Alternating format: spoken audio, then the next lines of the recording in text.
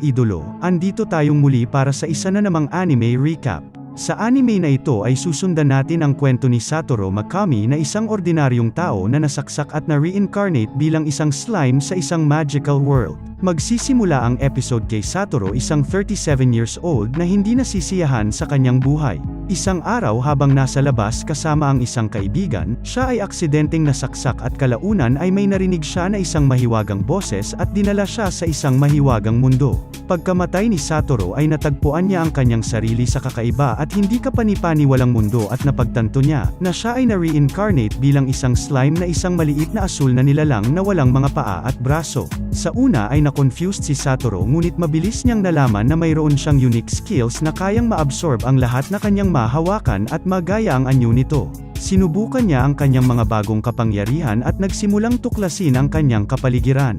Sa kanyang walang humpay na pag-explore sa lugar ay aksidente siyang napunta sa kinaroroonan ng isa sa 4 na True Dragons na nag-e-exist sa mundong ito na nagngangalang Veldora na kinulong dahil sa hindi sinasadya na gawing abo ang isang bayan. Kaya nang matalo sa naganap na laban ay kinulong ito ng isang hero ng mahigit sa 300 taon na naging sanhi kaya maraming mga minerals ang tumutubo sa kuweba nang dahil nagkalat ang magicuse ni Veldora.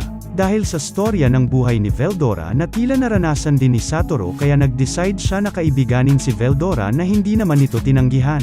Binigyan ni Veldora ng pangalan si Satoru bilang Rimuro Tempest na magbibigay sa kanya ng divine protection, dahil isa lamang siyang slime na wala pang pangalan at ang pagbibigay ng pangalan sa mga halimaw sa mundong ito ay ang dahilan kaya nag-e-evolve sila. Binigyan din ni Satoru ng pangalan ang dragon bilang Veldora Tempest na kanyang lubos na nagustuhan. Dahil sila ay magkaibigan na ngayon kaya tutulungan ni Rimuro na makalaya si Veldora sa tulong ng pag-consume niya rito gamit ang Predator skill para mapag-aralan ang skill na ginamit sa kanya para makalaya ang kanyang kaibigan. Sa paglaho ni Veldora ay nalaman na ito ng dalawang mataas na opisyal ng Bluemont Kingdom. Dahil umano sa pagkawala ng kinakatakutang dragon ay magbibigay daan ito sa mga halimaw na gumawa ng aksyon at sa Eastern Kingdom na pasukin ang Jura Forest para mapasakamay nila ang rehiyon na kung saan ay pwede na nilang daanan ang hindi madaanang region noon dahil naroon si Veldora. Ayon sa Guildmaster na si Fuse ay magsasagawa siya ng investigasyon sa Jura Forest at babantayan ang bawat galaw ng Empire. Samantala ay patuloy lamang na inaabsorb ni Rimuro ang mga nakikita niyang minerals sa kuweba at nagkakaroon ng mga bagong skills na nakukuha niya sa pagpaslang sa mga halimaw na kanyang nilalamon na maaari niya ring magaya ang mga katangian ng nakakaing halimaw. Sa patuloy na pag-explore sa lugar ay may nakitang pintuan si Rimuro at nakalabas lamang siya nang may bumukas ng pinto ng kuweba. Ipinagpatuloy ni Rimuro ang kanyang paglalakbay hanggang sa makasalubong niya ang mga payetot na goblins na may mga kinakalawang na armas. Tinanong ng tumatayong leader ng mga goblins na kung ano ang gagawin ng isang malakas na nilalang sa kagubatan na akala ni Rimuro ay hindi siya ang kausap. Gumawa si Rimuro ng sound waves at nagpakilala sa mga goblins na ikinatakot ng mga ito at sinabing alam nila kung gaano kalakas si Rimuro. Ayon sa leader ay may naramdaman umano sila na isang malakas na halimaw kaya pumunta sila rito at ang tinutukoy nila ay si Rimuro nang walang idea sa mga sinasabi ng goblin. Sa huli ay dinala nila si Rimuro sa Goblin Village na kung saan ay nalaman ni Rimuro na naglalabas pala siya ng napakalakas na aura hanggang sa ngayon. Nakiusap ang elder ng village kay Rimuro na tulungan sila sa mga halimaw na palagi silang sinasalakay na nagresulta ng napakaraming goblins kasama ang isang mandirigmang goblin na may pangalan na nagsisilbi nilang guardian ang namatay. Lahat ng ito umano ay dahil sa pagkawala ng kanilang Diyos na si Veldora. Bilang kapalit ng pagtulong ni Rimuro sa village ay ibibigay umano nila ang kanilang loyalty kay Rimuro. Ilang sandali lamang ay may umaalulong na direwolf na nagbibigay ng takot sa buong nayon. Lumabas si Rimuro at sinabing tatalunin nila ang mga kalaban sa ngalan ng Storm Dragon na si Veldora at siya bilang si Rimuro Tempest ay ibibigay ang kanilang kahilingan at walang kaalam-alam ang slime na dito magsisimula ang pagkakaroon niya ng loyal servants. Dahil sa pagiging payat ng mga goblins ay hindi na umasa si Rimuro na makakahanap siya ng maraming goblins na maaaring lumaban sa mga direwolves. Pumunta si Rimuro sa mga sugatang goblins at kanya itong kinain dahil kaya nitong mag-produce ng mga potions sa kanyang katawan kaya gumaling ang malulubhang sugatang goblins. Kinagabihan ay sumalakay na ang mga direwolves pero nakahanda ang mga goblins na gumawa ng mga bakod bilang depensa sa utos ni Rimuro. Umatake na ang mga wolves pero dinurog lang ito ng mga goblins sa tulong ng mga patibong na ginawa ni Rimuro. Dahil sa marami na ang nalagas sa kanila kaya nagalit ang pinuno at umatake ito mag-isa at binaliwala ang mga patibong ni Rimuro, ngunit sa huli ay hindi ito makaalis sa skill ni Rimuro at pinugutan ng ulo ang walang ingat na lobo.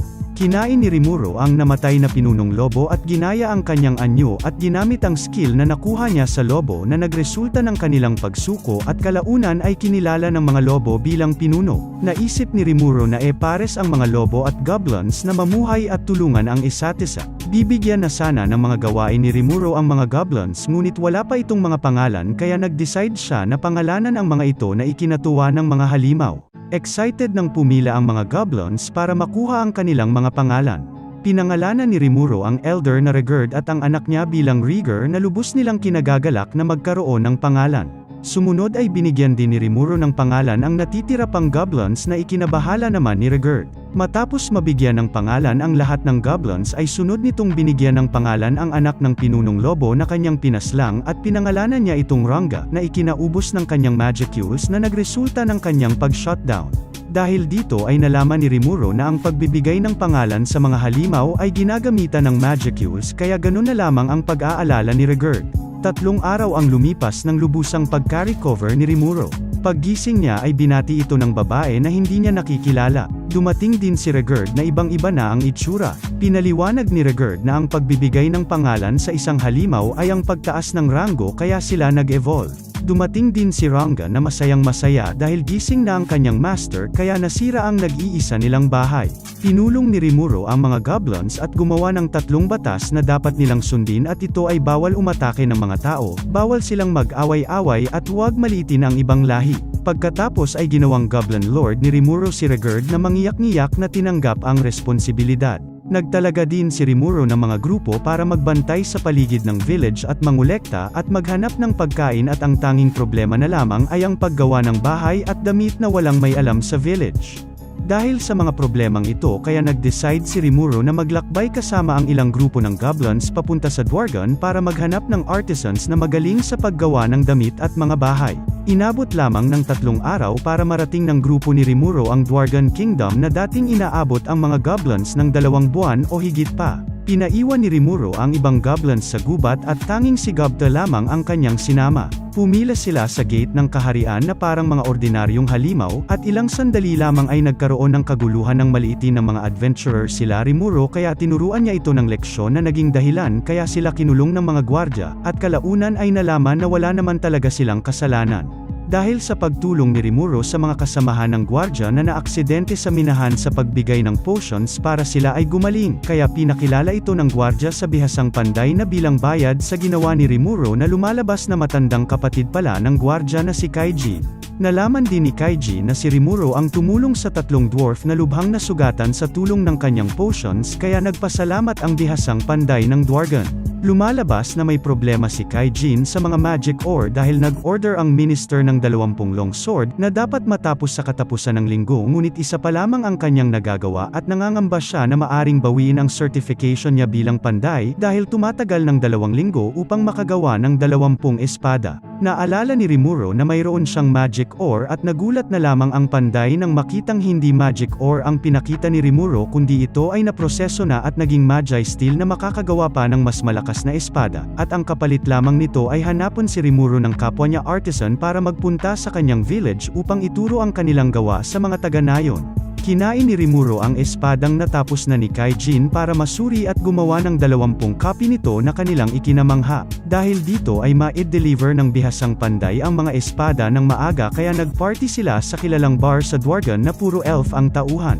Kaagad naman nagustuhan ng mga elf si Rimuro dahil isa itong malambot na slime. Sa gitna ng kanilang masayang inuman ay nagkaroon ng idea ang isang elf na hulaan kung sino ang nakatadhana kay Rimuro, at nakita sa crystal ball ang babaeng tila may mga estudyanteng bata ang nagpapaalam sa kanyang pag-alis. Matapos asarin ng mga dwarf at elf si Rimuro patungkol sa babae ay may nagsalita na lalaki at ito ang minister ng Dwargon na si Vesta. Hindi makapaniwala si Vesta nang malaman na pinadala na ng panday ang mga in-order nitong espada, kaya natuon na lamang ang pansin nito kay Rimuro na kanyang minaliit dahil ito ay mababang uri ng halimaw na hindi umano karapat-dapat sa bar na katulad nito, at pagkatapos ay binuhusan ng alak si Rimuro. Nagalit dito si Rimuro pero dahil isa itong minister ay hindi niya na ito pinatulan ngunit hindi ito pinalampas ni Kaijin na sinapian ni Pakito. Dahil sa pagsapak sa minister ay hinuli at kinulong ang grupo ng mga dwarf at si Rimuro para sa isang paglilitis. Sa kulungan ay humingi ng pasensya si Kaijin sa kanyang mga kasamahan dahil sa kanyang ginawa na wala namang problema sa kanyang mga kasama. Dito nagkwento si Kaijin na dati itong naglingkod sa hari ng Dwargon at siya ang kapitan ng isa sa 7 Royal Knights at sa panahong iyon, si Vesta ang kanyang administrative assistant na mula sa pamilya ng Maharlika at siya ay mula naman sa pamilya ng mga magsasaka na posibleng dahilan umano kaya ito nagagalit sa kanya. Mayroon ding proyekto si Vesta na tinatawag na Magi Soldier ang nabigo, at inatang kay Kaijin ang responsibilidad na kanya namang kinuha ang responsibilidad na dahilan para siya ay umalis ng hukbo pero hanggang sa ngayon ay meron pa ring sama ng loob ang kasalukuyang minister ng Dwargon sa kanya. Kinabukasan ay hinarap na sila sa bayaning hari ng Dwargon at dito naramdaman ni Rimuro na ang kaharap niya ay isang halimaw dahil sa kanyang tinatagong lakas. Hinatulan ng hari si Kaijin at kanyang kasamahan na umalis ng bansa at kinausap si Vesta. Malungkot ang hari dahil nawala ang kanyang loyal retainer na si Kaijin, habang nadismaya naman ito kay Vesta dahil alam niyang si Vesta ang may responsibilidad sa pumalpak na Magi Soldier Project, at nag-antay ng ilang taon para sabihin sa kanya mismo ni Vesta ang totoong nangyari. Hindi makapaniwala si Vesta nang sinabi ng hari na isang full potion ang pinakita nito mula kay Rimuro na kahit ang pinaka-advanced techniques umano ng Dwarven ay kayang makamit lamang ang 98% na recovery. Dahil sa mga nangyari ay pinaalis ng kaharian ng grupo ni Kaijin na siya naman naging tapat na kaibigan ni Rimuro at dahil dito ay malapit nang magbago ang pamumuhay sa Goblin Village na pinamumunuan ni Rimuro. Nang makaalis si Rimuro ay pinabantayan ng hari ang bawat galaw nito dahil naramdaman niyang isa itong tunay na halimaw na katulad ng Storm Dragon na si Veldora. Ngayon ay nakakasiguro si Fuse na hindi dadaan ang Eastern Empire sa Great Forest ng Jura, base sa kanyang nakuhang report. Malinaw na rin sa hepe ng Intelligence Bureau ng Bluemont Kingdom ang pagkawala ni Veldora, dahil sa ulat ng pinadala niyang nagsiyasat sa kuweba ngunit hindi pa rin siya dito tumigil at binigyan lamang ng 3 araw na pahinga ang tatlo para magsiyasat sa kagubatan dahil panigurado, sa pagkawala ni Veldora ay magiging aktibo ang mga halimaw na hindi nagustuhan ng tatlo dahil kakarating lamang nila sa isang misyon. Sa labas ng guild ay narinig ng isang nakamaskarang babae na nagpakilalang si Shizu ang pinag-uusapan ng tatlo sa pagpunta sa kagubatan ng Jura at humiling na sumama sa kanila na malugod namang tinanggap ng babae, kaya napilitan na lamang ang leader ng grupo na pumayag. Sa kagubatan ng Jura ay naisipan ni Rimuro na subukan ang kanyang bagong skill na natutunan sa Tempest Star Wolf form na pinakita kay Ranga at natakot sa resulta dahil sobrang lakas nga nito na naisip ni Rimuro na kailangan niyang mag-ingat sa paggamit ng skill.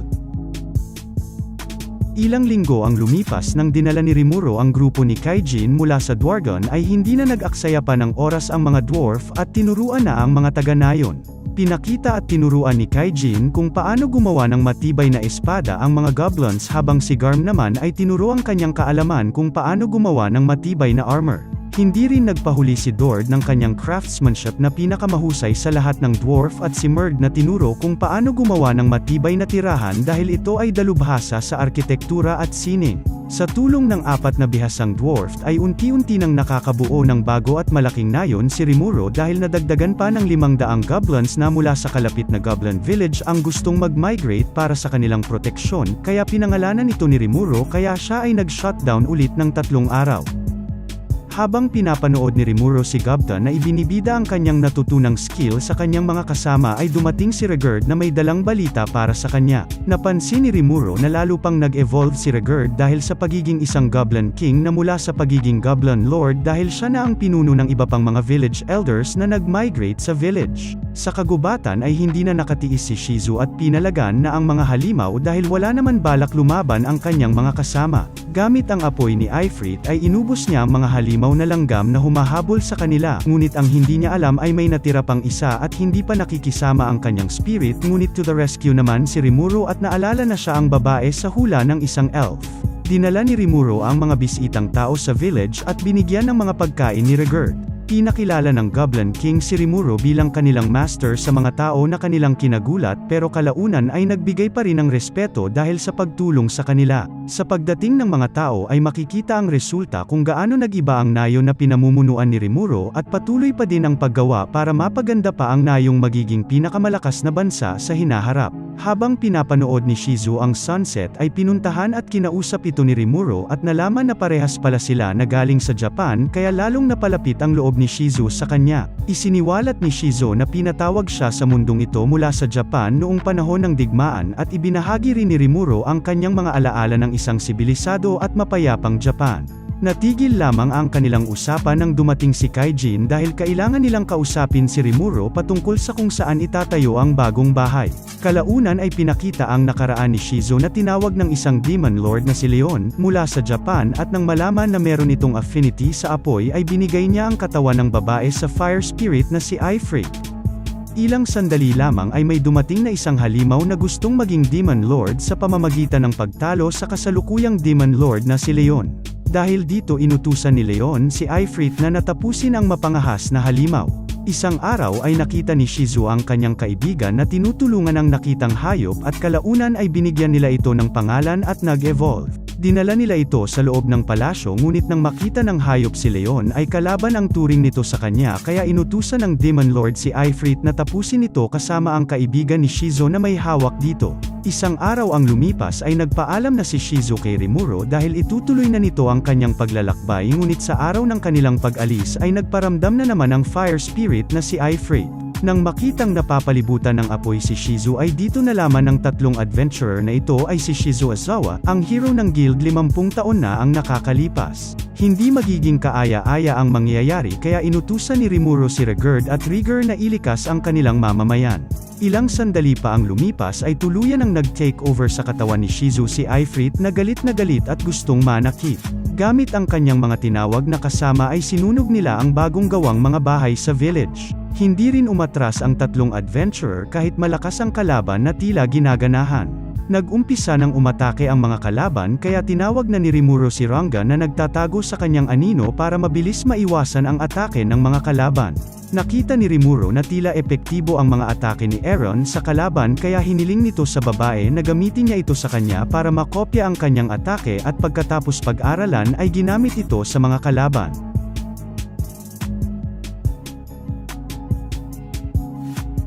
Sa isang atake ng spirit ay lubhang nasugatan ang tatlong adventurer kaya inutusan ni Rimuro si Ranga na dalhin ito sa ligtas na lugar para na rin hindi siya magpigil sa kanyang lakas. Gumamit ng mga double si Ifrit at pinalibutan si Rimuro at nag-cast ng napakalakas na fire magic pero hindi ito nagdudulot ng pinsala kay Rimuro dahil sa kanyang thermal fluctuation resistance. Ginamitan ng skill ni Rimuro ang fire spirit at nagulat nang hindi man lang siya makaalis sa pinulupot sa kanya at gumawa ng isang desididong atake ngunit wala pa rin itong pinsala kay Rimuro.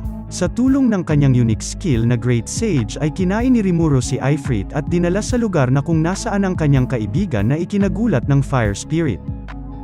Pagkatapos sa naganap na laban ay inaayos na ulit ang mga bahay na nasira sa tulong ng mga dwarf. Nagkwento rin si Shizu kay Rimuro na pagkatapos mamatay ng kanyang kaibigan ay patuloy itong naglingkod sa Demon Lord na si Leon, at pagkatapos ay may naganap na laban na kung saan ay inabandona ni Leon ang kanyang kastilyo at iniwan siyang nagbantay sa likuran at dito niya nakilala ang hero. Habang sila ay naglalaban ay napagtanto ni Shizu na wala siyang laban dito at tinanong siya ng hero na kung bakit siya naroon, at naniwala naman ang hero sa lahat ng kanyang sinabi at sa huli ay sinama siya ng hero at binigay ang maskara na nagpapalakas ng kanyang magic resistance na makakatulong para pigilan si Ifrit. Sa kanilang paglalakbay ay dito natutunan ni Shizu ang magic at maging ang tungkol sa mundong ito. Sa tulong ng maskara ay natutunan niya ring gamitin ang kapangyarihan ni Ifrit at sa patuloy niyang pakikipaglaban at pagtulong sa nangangailangan ay dito siya nakilala bilang Conqueror of Flames at kalaunan ay iniwan siya ng hero nang hindi niya alam ang rason. Dito rin nalaman ni Rimuro na naging teacher si Shizu ng mga batang tinawag rin sa mundong ito sa kaharian ng Ingrasya pagkatapos niyang magretiro. Bago mamatay si Shizu ay humiling ito na kainin siya ni Rimuro dahil ayaw niya sa mundong ito at mas gusto niyang ma-absorb siya ni Rimuro kesa sa ayaw niyang mundo. Pagkatapos kainin ni Rimuro si Shizu ay nagaya niya rin ang itsura ng babae na ikinagulat ng tatlong adventurer. Bago umalis para mag-report sa Guildmaster ay humiling ang tatlo na ibalik ni Rimuro ang anyo nitong tao at pagkatapos ay nagpasalamat ang tatlo kay Shizu. Binigyan rin ng mga bagong armor ni Rimuro ang tatlo na isang prototypes na ginawa ng mga pinakamahusay na dwarf ng Nayon na ikinagulat ng tatlo dahil kilalang kilala pala ang magkapatid na dwarf sa buong mundo dahil sa kanilang kakayahan, at pagkatapos ay umalis ng masaya ang tatlong adventurer. Sa ibang dako ay hindi na nakayanin ng isang orc ang init ngunit may dumating na nakamaskarang lalaki at nagpakilalang si Gelmond ang nagbigay sa kanya ng pangalan bilang Geld at pagkain. Sa paglipas ng mga araw ay patuloy lamang ang pag-unlad ng village ni Rimuro sa paggawa ng mga kakaibang struktura sa nayon sa pamumuno ng magkapatid na dwarf habang ang mga goblin lord naman sa ilalim ng pamumuno ni Regerd ay gumagawa rin ng sistema para makatulong sa pamamahala ng nayon, at masaya si Rimuro dahil kahit hindi niya utusan ay kusa silang kumikilos sa mga gawain. Pagkatapos tunghayan ang kaganapan sa nayon ay sinubukan ni Rimuro ang paggamit ng double na ginaya sa teknik ni Ifrit at sinuri kung ano nga ba ang kanyang kasarian sa kanyang human form ngunit nadismaya siya nang makitang siya ay walang kasarian. Dahil meron na siyang human form kaya sinabi ni Rimuro kay Regerd na simula ngayon ay kakain na siya kasama nila na ikinasaya ng Goblin King at sinabing maghahanda sila ng isang marangyang handaan ngayong gabi. Naabutan pa ni Rimuro ang grupo nila Rigger sa labas na siyang nakatoka sa panghuhuli ng pagkain kaya humiling si Rimuro na magdala sila ng masarap na pagkain dahil magkakaroon sila ng handaan mamayang gabi. Pagkatapos ay pinasama si Rangas sa grupo ni Rigger dahil hindi normal na dumami bigla ang mga magical beast sa lugar. Habang bumisita si Rimuro sa kuweba kung saan dati nakakulong si Veldora ay tinawag siya ni Ranga dahil inatake ang kanilang grupo. Pagdating ni Rimuro sa lugar ay tulog na ang ibang goblins at tanging si Ranga at Rigger lamang ang nagbibigay ng magandang laban sa malalakas na ogre. Pinapunta ni Rimuro si Ranga at Rigger sa kanya at nalaman na pinatulog ang iba nilang kasamahan gamit ang magic ng kulay pink na ogre. Napansin din ni Rimuro na mas malakas ang mga ogre kumpara kay Rigger at Gobdel ngunit hindi man sila nagkaroon ng malubhang sugat at maging ang iba pang security force ay pinatulog lamang nila. Kalaunan ay nagsalita ang mga ogre at nalaman na napagkamalan lamang pala si Rimuro na isang magi na hinahanap nila at nag-umpisa na ang laban. Unang pinatulog ni Rimuro ang malaking ogre na nasa likod at pagkatapos maiwasan ang atake ng babaeng ogre ay hinuli niya ito gamit ang steel thread, at pagkatapos ay nabali ang espada ng isang ogre ng mas alag ni Rimuro ang atake nito at pinatulog ng isang atake lamang ang ogre. Dahil sa mga ginamit na skill ni Rimuro ay nalaman ng matandang ogre na mula ito sa mga halimaw kaya naging maingat si Rimuro. Habang nagtatalo si Rimuro at ang may pulang buhok ay biglang umatake ang matandang ogre kaya naputol ang isang kamay ni Rimuro. Dito niya napagtanto na malakas ang ogre na kaharap niya dahil hindi ito na-detect ng kanyang magic sense at madaling nasira ang kanyang patong-patong na barrier at body armor. Akala ng mga ogre ay malaking bagay ang pagkawala ng isang kamay ni Rimuro hanggang ginamit niya ang kanyang ultra speed regeneration. Nang makita ang kakayahang ito ni Rimuro ay ginamit ng may pulang buhok ang kanyang pinakamalakas na atake kay Rimuro ngunit walang epekto sa kanya ang anumang uri ng apoy. Tinanggal ni Rimuro ang kanyang maskara at pinakita ang kanyang lakas na ikinagulat ng mga ogre.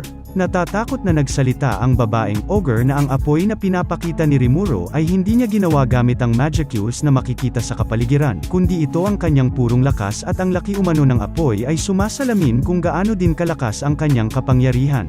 Pagkatapos ay nagdemo pa ito sa isang bato at dahil dito inamin din ng may pulang buhok na wala silang laban sa kanya ngunit bilang isang susunod na pinuno umano ng malakas na ogre clan ay ipaghihiganti niya ang kanyang napaslang na mga kauri. Nahinto lamang ang laban ng maipaliwanag ng babaeng ogre sa kanyang kapatid na hindi si Rimuro ang magi na umatake sa kanilang village, at dahil sa lakas umano nito ay kaya niyang paslangin ang lahat ng ogre na hindi nagagamit pa ng mga orc na aatake sa kanilang nayon. Pinakita rin ni Rimuro ang kanyang totoong anyo maging ang maskara ay pinasuri niya rin at pagkatapos ay nalaman na hindi si Rimuro ang magi na kanilang tinutukoy kaya humingi ito ng pasensya sa kanya at kalaunan ay inanyayahan ni Rimuro ang mga ogre sa kanyang nayon para pag-usapan ang mga bagay-bagay. Sa village ay nalasahan na rin ni Rimuro ang pagkain sa kauna-unahang pagkakataon na ikinasaya rin ng mga mamamayang goblins. Habang nagkakasiyahan dahil sa handaan ay hindi napigilang magulat ni Kaijin sa kanyang narinig na inatake ng mga orcs ang mga ogre dahil lubos na mas malalakas umano ang mga ogre kesa sa orc, at hindi niya lubos maisip na ang mahinang mga halimaw ay aatake sa mas malakas na halimaw. Pinagtataka rin nila dahil nakasuot ng pare-parehas na full plate mail armor ang mga orc na umatake sa ogre village na katulad sa mga sinusuot ng tao. Dagdag pa ng pinuno ng mga ogre ay isang high-level na magin ang kasama sa umatake sa kanilang nayon, at dahil dito ay binigyan ng pagkakataon ni Rimuro ang pinuno ng ogre na pag-isipan ang kanyang offer na maging tauhan sila ni Rimuro, at ang kapalit nito ay garantisadong pagkain, tirahan at mga damit. Kinabukasan ay tinanggap ng pinuno ng ogre ang offer ni Rimuro na na maglingkod sa ilalim ng kanyang pamumuno, ngunit, ang kontrata ay magtatagal lamang hanggang sa mapaslang nila ang pinuno ng mga orcs. Dahil dito ay pinaalam ni Rimuro sa mga ogre na bibigyan niya ito ng mga pangalan para mapatunayan na ito ay kanyang mga tauhan na ikinagulat ng mga ogre, dahil alam din nila na ang pagbibigay ng pangalan sa mga malalakas na halimaw ay may kalakip na panganib, pero alam din ito ni Rimuro kaya sinabi niyang okay lamang dahil 6 lang naman ang kanyang bibigyan ng pangalan. Nakatulog ulit si Rimuro nang binigyan ng mga pangalan ang ogre at paggising niya ay binati siya ng 2 babae na as usual hindi niya nakikilala. Nag-evolve sa pagiging Kijin ang mga ogre nang binigyan ng pangalan. Naalala ni Rimuro na si Benimaru ang huli niyang binigyan ng pangalan kaya siya ay nakatulog at napansin na lumiit ang katawan ni Benimaru ngunit sobrang dami naman ng magicuse nito. Nagpakilala din ang ogre princess na si Shuna at Xian na sobrang laki ng pinagbago. Hakuro naman ang binigay niyang pangalan sa matandang ogre na medyo bumata ng mag-evolve at Sui naman sa isa pang Kijin.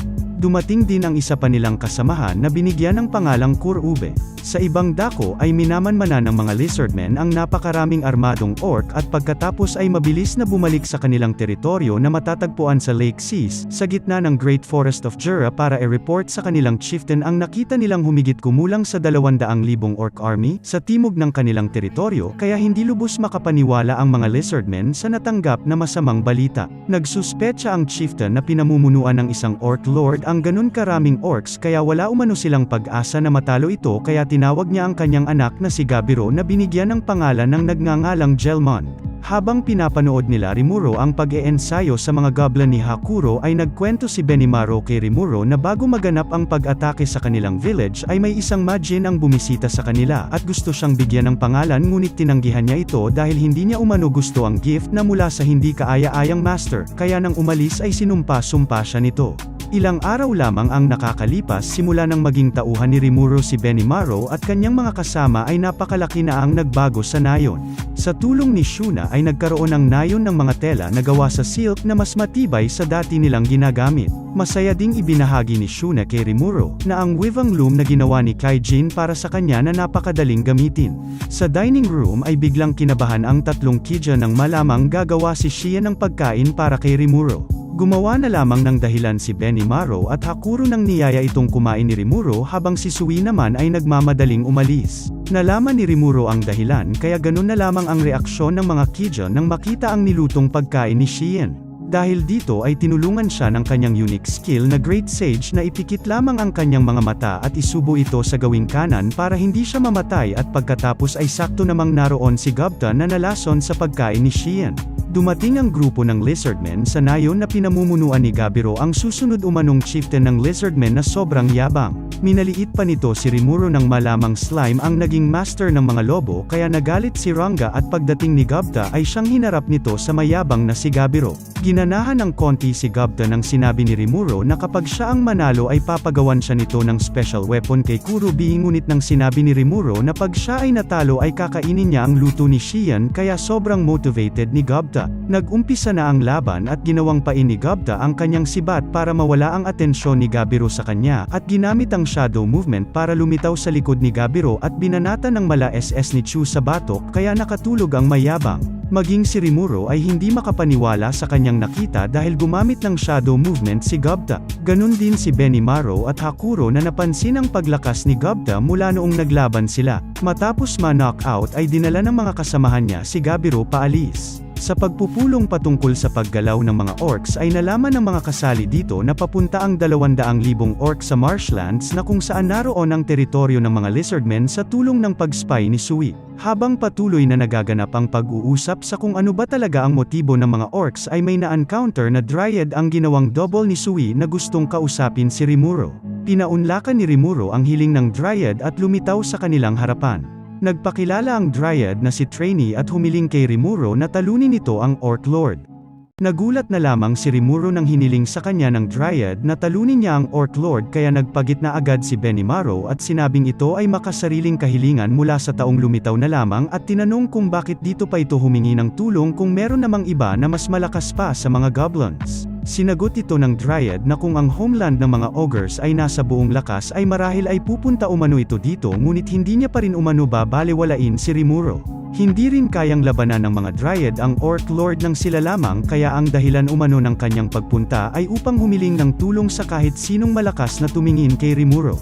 Kinumpirma rin ng Dryad na ang Orc Lord ay nag-e-exist dahil bilang isang Dryad ay may kaalaman sila sa lahat ng nangyayari sa kagubatan kaya naniwala ang lahat dito. Humiling naman si Rimuro na bigyan siya ng oras para sagutin ang hiling ng Dryad at pinulong ang kanyang mga kasama. Matapos malaman mula kay Trainee na isang Majin ang nasa likod ng paglabas ng Orc Lord na tauhan ng isang Demon Lord ay pumayag si Rimuro sa hiling ng Dryad na talunin ang Demon Lord kasama ang kanyang tapat na mga tauhan. Napakarami ng mga orcs kaya gusto ni Rimuro na gumawa ng alyansa sa mga lizardmen ngunit hindi siya masaya sa pinadala na representative ng mga ito na si Gabiro kaya nagsuggest si Sui na kausapin niya ng personal ang chieftain ng lizardmen at nang pumayag si Rimuro ay kaagad itong umalis. Sa teritoryo ng mga lizardmen ay sinabi ng chieftain na hindi nila lalabanan ang 200,000 orc army. Maya-maya lamang ay wala nang nagawa ang chieftain nang may naramdaman itong napakalakas na aura na gusto siyang kausapin at ayon sa assistant nito base sa aura ay kahit 100 malalakas na lizardmen ay hindi umano ito kaya. Maya-maya lamang ay lumabas si Sui at sinabing siya ay isang mensahero lamang na gustong ihatid ang mga salita ng kanyang master na nais makipag-alyansa sa kanila. Sinabi din ni Sui na si Rimuro Tempest ang kanyang master at nangakong tatalunin ang paparating na hukbo ng mga orcs sa kahilingan ng Dryads na ikinagulat ng chieftain. Pagkatapos ay muntik nang mapatay ni Sui ang isang mayabang na butiki nang sinabing hindi niya nababalitaan si Rimuro at natatakot lamang umano ito sa Orc Lord kung hindi lang dahil sa chieftain. Nagsalita si Sui na hindi niya intensyon na pagbantaan ito ngunit hindi umano nito hahayaan ang pangungutya sa kanyang master na naisip ng chieftain na kung hindi niya napigilan ito ay naputol na nito ang ulo ng kanyang kasama sa isang iglap lamang. Dahil sa aura ni Sui ay nalaman ng pinuno na isa itong ogre ngunit nagulat lamang ito nang sinabi ni Sui na isa na itong Kijon matapos mabigyan ng pangalan dahil alam din nila na ang Kijon ay isang superior race na bihira lamang sa mga ogre. Bago lubos na tanggapin ang alyansa ay gusto munang makita ng pinuno si Rimuro kaya sinabi ni Sui na makikita niya ang kanyang master pagkatapos ng 7 araw. Nang makaalis si Sui ay tila nabigyan ng pag-asa ang chieftain at pinulong ang kanyang mga tauhan. Hinimok nito ang kanyang mga sundalo na huwag munang makipaglaban sa mga orc ng 7 araw hanggang sa dumating ang malakas nilang kakampi na sila Rimuro. Matapos ang 4 na araw ay naimpluwensyahan ng mga salita ng messenger ni Gelmond na si Laplas si Gabiro, at inagaw ang posisyon sa kanyang ama para pangunahan ang direktang pag-atake sa mga orc na hindi alam ang tunay na kapangyarihan ng Orc Lord. Dumating na ang araw kung saan magkikita sila Rimuro at ang pinuno ng mga lizardmen para lagdaan ang kasunduan na labanan ang orc army. Bigla siyang kinontak ni Sui dahil nakita niyang nakikipaglaban ang personal guard ng pinuno ng lizardmen sa isang high-rankang orc kaya inutusan siya ni Rimuro na ito'y tulungan at nagmadaling pumunta ang hukbo na pinamumunuan ni Rimuro sa kanyang kinaroroonan. Nang dumating ang hukbo ni Rimuro ay inubos ng lahat ni Sui ang mga orc habang malubhang nasugatan ang representative ng lizardmen kaya pinainom ito ng potion ni Rimuro. Dito humiling ang babae na nagpakilalang anak ng chieftain at kapatid ni Gabiro na iligtas ang kanyang ama at kapatid dahil nagrebelde ito at kinulong ang kanilang ama para tapusin ang orc army. Kaagad namang pinalakas ni Xian ang loob ng babae nang marinig na masyadong mataas ang tingin nito kay Rimuro. Tinanggap din ng bida bilang representative ng chieftain ang babae para maging official ang alyansa na magsisimula kaagad para labanan ang mga orcs. Pagkatapos ay inutusan ni Rimuro si Sui na iligtas ang chieftain gamit ang shadow movement na ipinagpasalamat ng babae. Sa ibang eksena ay naglalaban pa rin ang mga orc at ang lizardmen sa pamumuno ni Gabiro na masyadong minamaliit ang mga orc. Ang buong akala ni Gabiro ay kanya na ang tagumpay hanggang sa makita nito na kinakain ng mga orcs ang mga namatay, at maging ang nabubuhay pa kaya pina-address muna nito ang kanyang hukbo ngunit huli na ang lahat dahil sila ay napapalibutan na ng napakaraming orcs. Hindi rin makapaniwala si Gabiro dahil nag-evolve ang mga orcs sa pagkain ng mga lizardmen na nagaya ang kanilang mga paa at balat kaya bumilis ang mga kilos nito sa kanilang teritoryo at napagtanto na nagkakaroon ng kapangyarihan ang mga orcs sa pagkain sa kanila. Habang napapalibutan ay dumating ang orc general na akala ni Gabiro ay ang orc lord dahil sa nakakatakot na aura. Sa kagubatan habang masayang-masaya sila plus dahil sa kanilang mga plano ay nagpakita si Trainee na nabisto ang kanilang masamang plano kaya ginamitan niya ito ng kanyang aerial blade na kahit may barrier ay naputulan pa rin ang kamay si Laplas kaya sila ay umatras. Sa nagaganap na duelo ay walang laban si Gabiro sa Orc General na sobrang layo ang pagitan ng kapangyarihan. Nakipaglaban pa rin si Gabiro na matapos ang pagsalag sa mga atake ng Orc General ay nakahanap ng pagkakataon para tapusin ang kalaban ngunit nasalag lamang ito ng General kaya tinamaan siya ng counter-attack na kanyang ikinabagsak. Gusto na sanang tapusin ng General ang kanyang buhay ngunit niligtas ito ni Gupta na akala niyang leader ng village. Sinabi ni Ranga na ito ay si Gupta na kapitan ng Goblin Riders at maya-maya lamang ay nagsipagsabog na ang mga orc sa hindi kalayuan. Tuloy-tuloy pa rin ang paggamit ng Black Flames ni Benimaru at ilang sandali lamang ay lumabas na ito kasama si Xian at Hakuro. Inutusan ni Benimaru ang mga orcs na tumabi at ginamit ulit ang napakalakas na Black Flames. Sa pagdating ng mga goblins at Kijon ay hindi pa rin nagpatinag ang Orc General na sinabing wala pa ring kwenta ang kanilang pagdating kaya nagalit si Ranga at ginamit ang kanyang malawak na atake na tinatawag na Death Storm na kung saan ay maraming orcs ang tinamaan na maging ang Orc General ay nabura sa isang atake lamang. Dahil napakarami ng kalaban kaya patuloy pa ring pinapakita ni Benimaru kung gaano kalakas ang nag-evolve na ogre na maging si Hakuro ay ipinakita rin ang kakayahan sa paggamit ng espada at syempre hindi rin papahuli ang sekretarya ni Rimuro na gustong ipakita sa kanyang master ang kanyang gagawin. Dahil sa mabilis na pagkonti ng mga orcs ay napansin ni Rimuro na pangunahing asset talaga ang mga Kijon na nagdudulot ng malaking pinsala sa hanay ng mga orcs. Sa teritoryo ng mga lizardmen ay nagulat na lamang ang anak ng chieftain nang walang kahirap-hirap na inubos ni Sui ang mga nagbabantay na orc at pagkatapos ay pinakawalan ang pinuno kasama ang kanyang mga kauri. Sa kanilang paglabas sa lugar ay hinarang sila ng napakalaking orc. Kinabahan pa ang chieftain ngunit malamig na sinabi na lamang ni Sui na wag itong mag-alala at nang makitang hindi na makagalaw ang napakalaking orc ay hindi rin makapaniwala ang lizardmen at sinabi sa kanyang isip na tama ang desisyon niyang tanggapin ang alyansa. Bago tapusin ni Sui ang orc ay sinabi niya sa puppet master ng mga orcs na nakikita ang mga kaganapan na siya na ang susunod. At ang pagsira sa Ogre Village at gawing kaaway ang mga Kijon ay ang pinakamalaki umano nitong pagsisisihan. Sakto namang sa di kalayuan ay pinapanood ito ni Jelmond kaya galit na galit ito at binasag pa ang bowl ang kristal at sa kanyang nakita ay hindi ito makapaniwala sa sinabi ni Sui na sila ay Kijon dahil inutusan niya si Geld na sugurin ang Ogre Village. Hindi niya rin alam na mayroon palang napakalaking halimaw sa Jura Forest na ang tinutukoy ay si Ranga. Hindi na mapakali si Jelmond dahil na baka maunsyami ang kanyang mga plano at kung magpatuloy umano ito ay papatayin siya ng Demon Lord na ito na pinapanood ang kanilang mga kilos. Nakita na rin ni Rimuro ang Orc Lord na gutom at gustong kumain ng kahit ano kaya nagready na si Rimuro para tapusin ito. Habang naghahanda ng tapusin ni Rimuro ang Orc Lord ay biglang dumating ang Mejin na si Jelmond na galit dahil sa pagkasira ng kanyang mga plano. Sinabi din nito ang kanyang plano na malapit ng ipanganak ang bagong Demon Lord na gagawin ang kanyang utos at ito ang Orc Lord na magiging Orc Disaster para mamuno sa buong kagubatan ng Jura. Hindi sinunod ng Orc Lord si Jelmond para tapusin si Gabiro kaya siya na mismo ang umaksyon ngunit humarang ang mga tapat na tauhan ni Gabiro kaya ginamitan niya ito ng Death March Dance ngunit siya ay nabigo muli dahil kay Rimuro.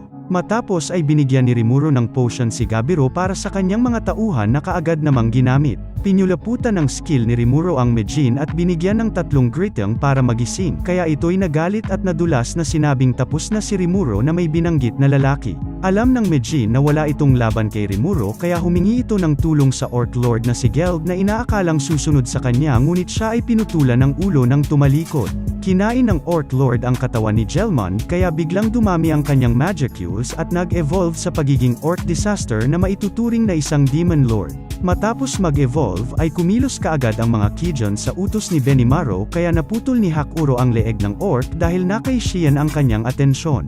Nagulat na lamang sila nang bumalik kaagad ang naputol na ulo kaya kumilos na si Sui para ikulong sa kanyang skill ang orc at pagkatapos ginamitan ng Hellflare ni Benimaru at kidlat ni Ranga na ikinaubos ng kanyang Magicules. Hindi man lang gumawa ng malaking pinsala sa orc ang ginawa ni Ranga at mga Kijon ngunit kinailangan naman itong kainin ang kanyang tauhan para madagdagan ang kanyang kapangyarihan. Matapos ay ginamit ng Orc Disaster ang skill ni Jelmond ngunit tulad ng nauna ay inabsorb lamang ito ni Rimuro at hinarap ang Demon Lord. Bago maglaban ay nilagay ni Rimuro ang kanyang unique skill na Great Sage sa Auto Battle Mode para ito ang lumaban sa malakas na halimaw. Sa una ay maganda ang ipinapakita ng Great Sage at naputulan pa ng kamay ang Demon Lord na hindi kayang mag-regenerate dahil sa apoy na ginamit. Matapos matanggal ang apoy na bumabalot sa kanyang kamay ay puwersahan niya itong kinuha kaya tumubo ulit ang kanyang kamay. Makikita na ang Great Sage ang liyamado sa laban hanggang hindi tumalab ang ginamit nitong apoy ni Ifrit sa orc dahil sa kanyang fire resistance kaya nag-take over na ulit si Rimuro para kainin ang Demon Lord. Lumalaban pa ang orc para hindi siya lubusang makain ni Rimuro ngunit habang tumatagal ay nakikita na si Rimuro ang mananalo dahil hindi mapigilan ng orc ang slime form ni Rimuro na tuluyang kakain sa kanya ng buong buo. Pagkatapos makain ni Rimuro ang orc ay nakita nito ang kanyang nakaraan na binigay ang kanyang braso sa mga walang makain na batang orc ngunit tumubo naman ito kalaunal. Dito sinabi ng hari ng mga orc na pupunta siya sa Forest of Jura para maghanap ng pagkain ngunit binalaan naman ito ng kanyang kauri na ang kagubatan ay nasa pangangalaga ni Veldora ngunit umalis pa rin ang hari na sinabing matagal nang nakakulong ang Storm Dragon.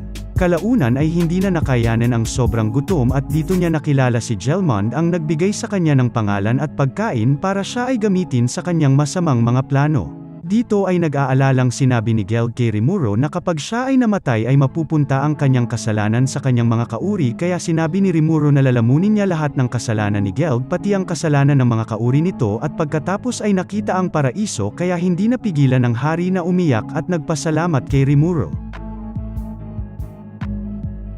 Matapos ang laban ay masayang-masaya ang mga kaalyado ngunit kabaliktaran naman ito sa mga orc dahil nawala ang kanilang hari. Dito rin sinabi ni Benimaru na itutuloy nilang mga Kijon ang kanilang paglilingkod kay Rimuro at hindi sila aalis sa tabi nito kahit sa dulo ng kanilang mga buhay.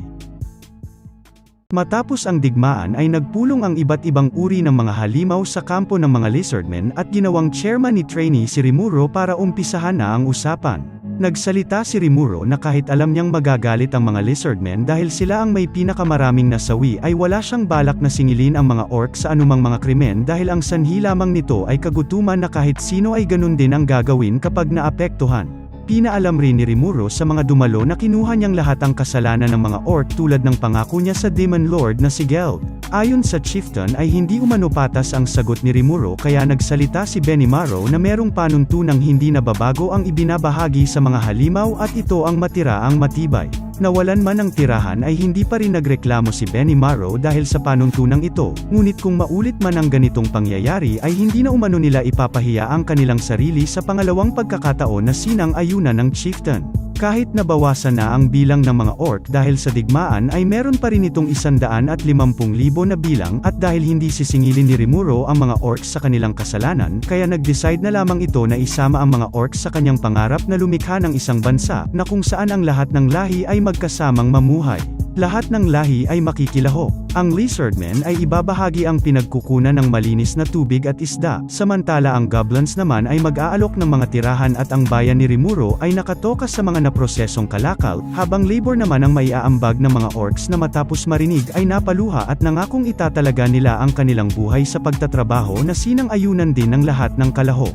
Bilang tagapangalaga ng kagubatan ay tinalaga ni trainee si Rimuro bilang isang chancellor ng Forest of Jura at idineklara ang alyansa sa Jura Forest na itatag sa ilalim ng pamumuno ni Rimuro, at pagkatapos ay nagbigay ng respeto ang mga kalahok bilang pagsang-ayon sa kauna-unahan at bagong chancellor ng Jura Forest. Matapos ang pagpupulong ay kinausap ng tumatayong pinuno ng mga orc ang mga Kijon dahil kahit may tuntunin umano ang mga halimaw na matira ang matibay ay hindi umano madaling mawala ang puot dahil sa kanilang ginawa sa Ogre Village. Ayon pa sa orc ay hindi sapat ang paghingi lamang ng tawad kaya hiniling nito sa mga Kijon na kunin ang kanyang ulo bilang bayad sa kanilang kasalanan kaya sinabi ni Benimaru na pagkatapos ng laban ay sinabi nila kay Rimuro na nais nilang magpatuloy sa paglilingkod sa kanya kaya binigyan sila ng mga official titles. Si Shion ay isang samurai, bodyguard at secretary ni Rimuro habang si Sui ay spy samantalang si Hakuro naman ay isang instructor. Binigyan rin ng mga titles sina Shuna at Kurubi at dagdag pa ni Benimaru ay ginawa siyang samurai general na siyang namamahala sa mga usaping militar kaya hindi niya umano hahayaan na mawala ng isang mahusay na mandirigma.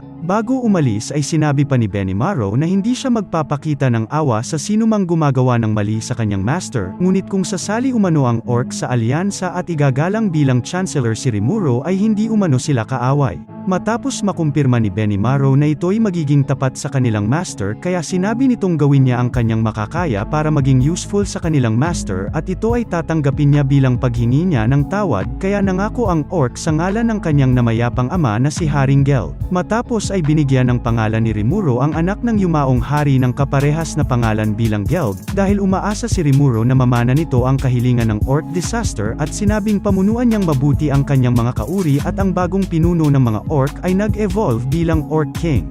Binigyan rin ni Rimuru ng mga pangalan ang 150,000 na orcs pati ang chieftain ng mga lizardmen bilang Abiru, habang ang anak naman nito na si Gabiro ay kinasuhan ng kanyang ama ng pagtataksil kaya siya ay itiniwalag at pinaalis sa kanilang teritoryo kasama ang sandata ng chieftain. Sa pag-alis ni Gabiro ay matyagang naghihintay ang kanyang tapat na mga tauhan para sumama sa kanya kaya bilang sukli sa kanilang katapatan ay sinabi ni Gabiro na aalagaan niya ang mga ito.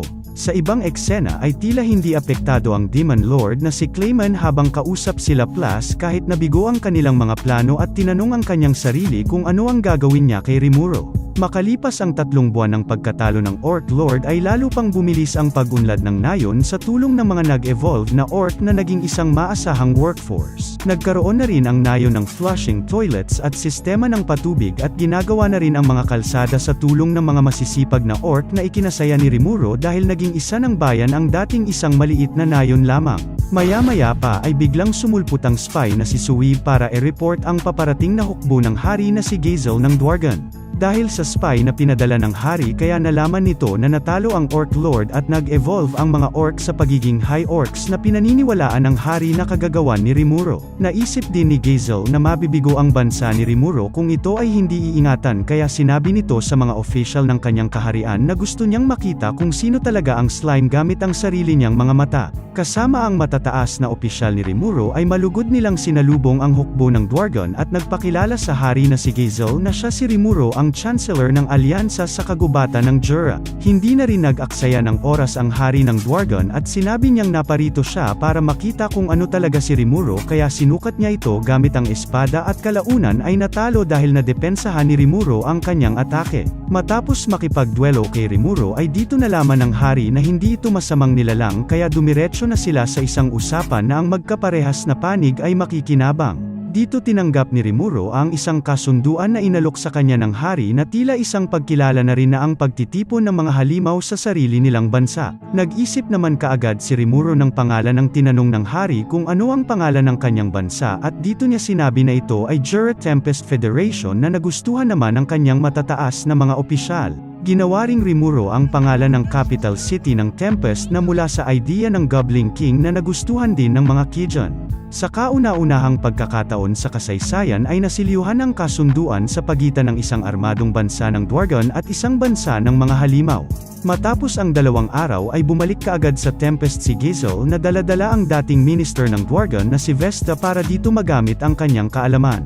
Umalis naman kaagad ang hari matapos tanggapin ni Rimuru ang mahusay na mananaliksik na si Vesta. Napansin din ni Rimuru si Gabiro na nakikipalakpak kasama ang mga residente at sa huli ay sinabi ng Lizardmen na gusto nitong sumali sa hukbo ng Tempest at nagmakaawa na papatunayan nilang sila ay kapaki-pakinabang.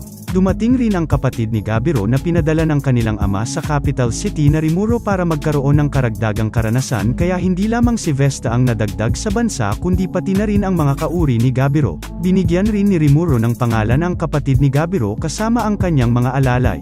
Hindi na sana bibigyan ng pangalan ni Rimuru si Gabiro dahil meron na siyang magandang pangalan ngunit nang binanggit ni Rimuru ang pangalang Gabiro ay nag-evolve ang mautak na Lizardmen at nagpasalamat at nangako kay Rimuru na susundin niya ito habang buhay.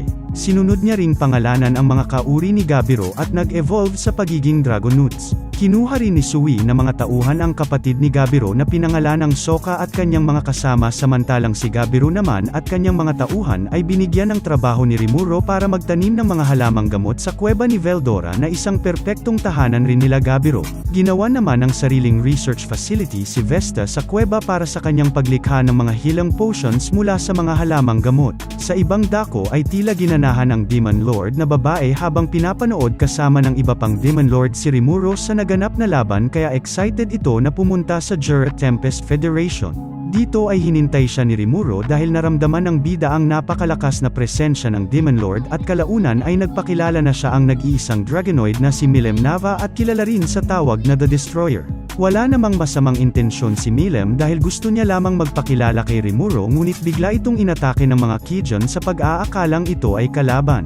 Lahat ng kanilang skill ay walang epekto sa napakalakas na Demon Lord na tila nasisiyahan sa mga kaganapan at pagkatapos ay nagpalabas ng kapangyarihan na nagdulot ng malaking pinsala sa mga opisyal ni Rimuro.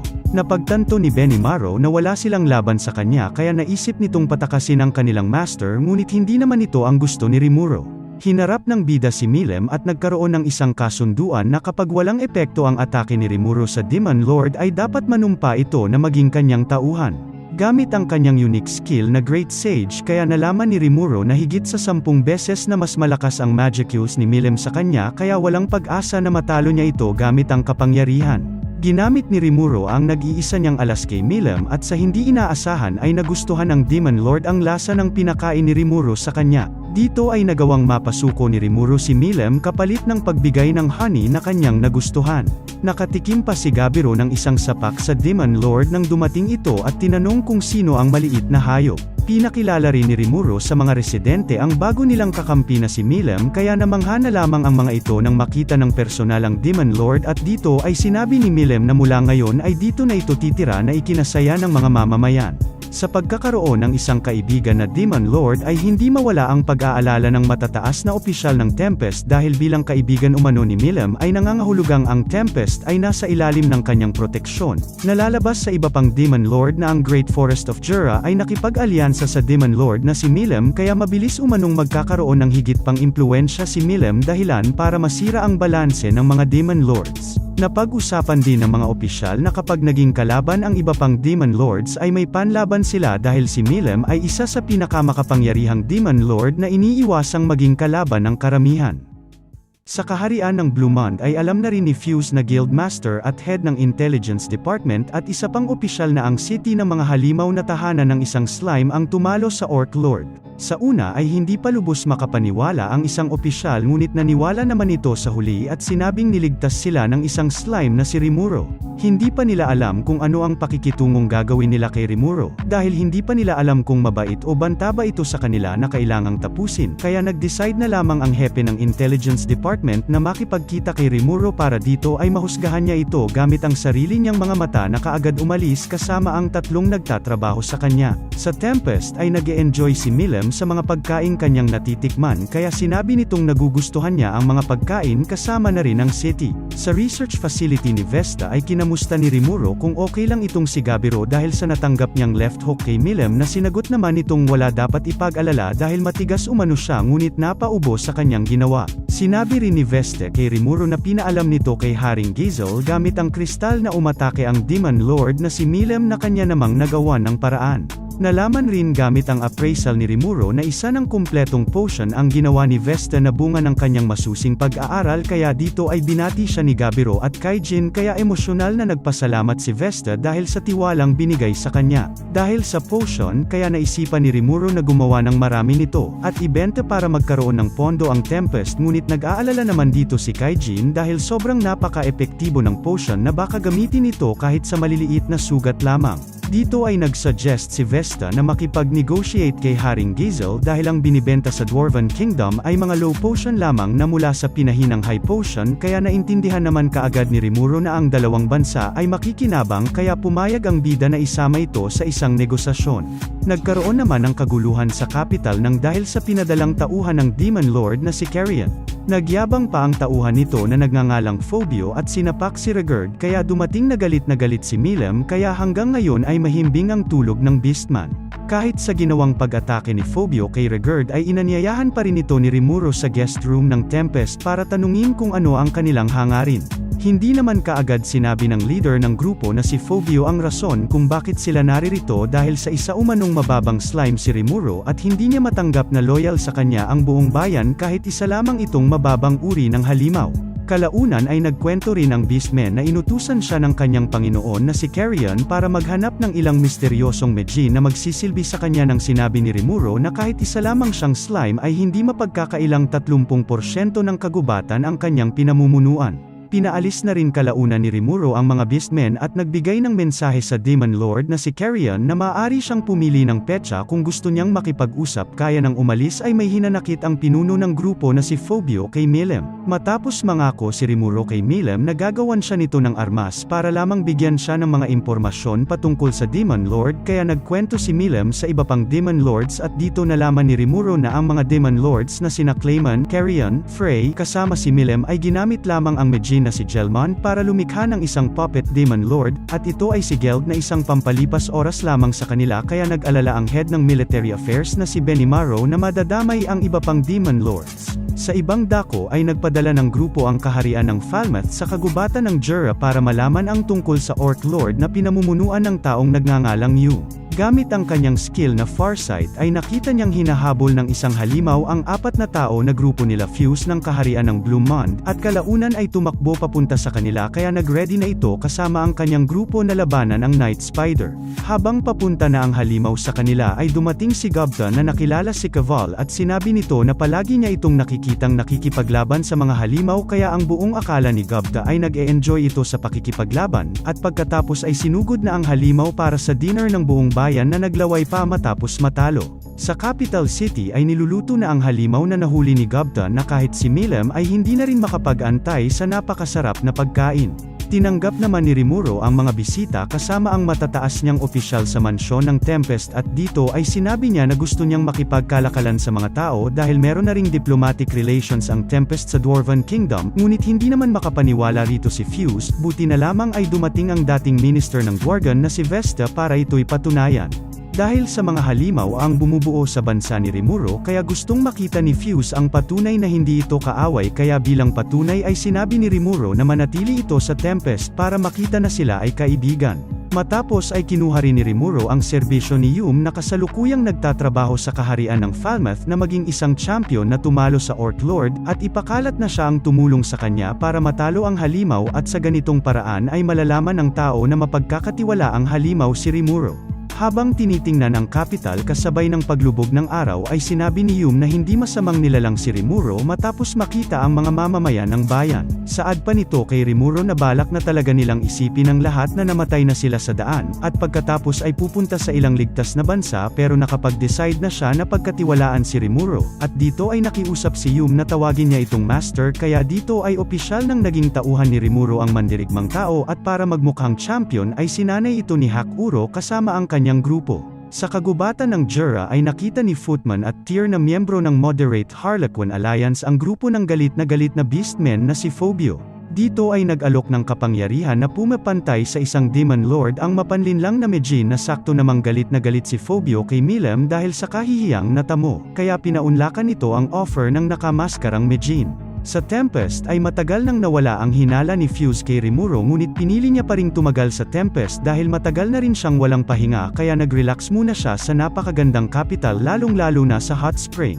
Nailatag na rin ni Fuse ang pagtulong sa grupo ni Yum para ipakalat na sila ang champion na tumalo sa Orc Lord at ang pagpapakalat ng chismis na si Rimuru at ang kanyang bansa ay harmless. Bago umalis si Fuse ay sinabi ni Rimuru na gusto niyang gumawa ng kalsada papunta sa kaharian ng Blue Mond. Gusto man ito ni Fuse ngunit nag-aalala ito sa napakalaking pondong magagamit sa proyekto kaya sinabi ni Rimuru na wag itong mag-alala dahil ang pagkakaroon umano ng kalsada ay magiging mas madali para sa kanila na magnegosyo kaya ang Tempest na ang bahala sa trabaho. Hiniling lamang ni Rimuru na ipakilala siya sa sinumang makapagbibigay sa kanya ng payo na kinakailangan niya dahil gusto nitong ibenta sa ibang bansa ang espesyal na produktong ginawa ng kanyang bansa. Dinala na rin ng mga nakamaskarang Majin si Phobio sa kinaroroonan ng Charybdis at sinabi na kailangan itong ilagay sa kanyang katawan para silang dalawa ay maging isa at magamit nito ang kapangyarihan. Dahil dito ay pumayag at pumasok si Phobio sa kuweba dahil gusto niya ring maging kanya ang kapangyarihan ng Charybdis para makaganti kay Milim. Sa capital city matapos dumating sila Milim mula sa pagkuha ng makakain ay bigla na lamang dumating ang mga opisyal ng Tempest dahil sa bisitang Dryad na si Trya na kakaiba ang aura. Dito ay malungkot na binalita ni Trya na may paparating na Calamity-class monster na Charybdis na katumbas umano ang karahasan sa isang Demon Lord ang papunta sa capital city. Pinigilan umano ito ng mga kapatid niyang Dryad kasama si Trainee ngunit wala umanong laban ang Dryad sa Calamity-class monster. Dahil papunta ang Calamity-class monster sa city kaya nagkaroon ng pagpupulong at dito ay nagbigay pa ng mga impormasyon ang Dryad na matagal nang pinanganak, namatay at nabuhay muli ang Charybdis. Ito umano ay isang marahas na pinuno ng kalangitan na ang inaasahan sa anak ni Veldora dahil nabuo umano ang halimaw mula sa ulap ng mga Magicuse ng True Dragon kaya napaisip rin si Rimuro na parang magkapatid sila ng Charybdis at akala niya na siya ang pakay ng halimaw. Ayon sa mga taong kasali sa pagpupulong ay mas delikado umano ang Calamity-class monster dahil hindi tulad ng Demon Lord ay wala itong katalinuhan para pakiusapan.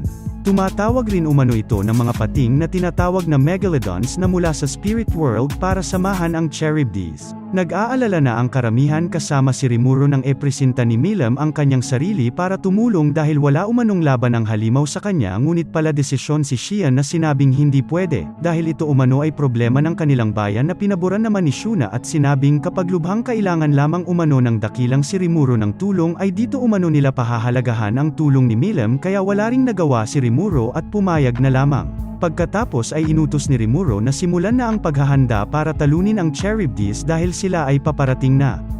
Sa pagdating ng Charybdis ay nakahanda na rin ang hukbo ng Tempest na binubuo ng grupo ni Benimaru, Gobta at Goblin Riders. Kasama rin si Gabiro at kanyang mga tauhan pati na rin ang mga High Orcs na pinamumunuan ng Orc King na si Geld. Dumating na rin ang tulong na pinadala ni Haring Gizel na binubuo ng 100 Pegasus Knights. Nag-umpisa na ang laban at inatake na kaagad ni Benimaru ang pating, ngunit napansin ni Rimuro na gumagamit ito ng Magic Jamming na kung saan ay nababawasan ang bisa ng magic kaya hindi ito natunaw ni Benimaru.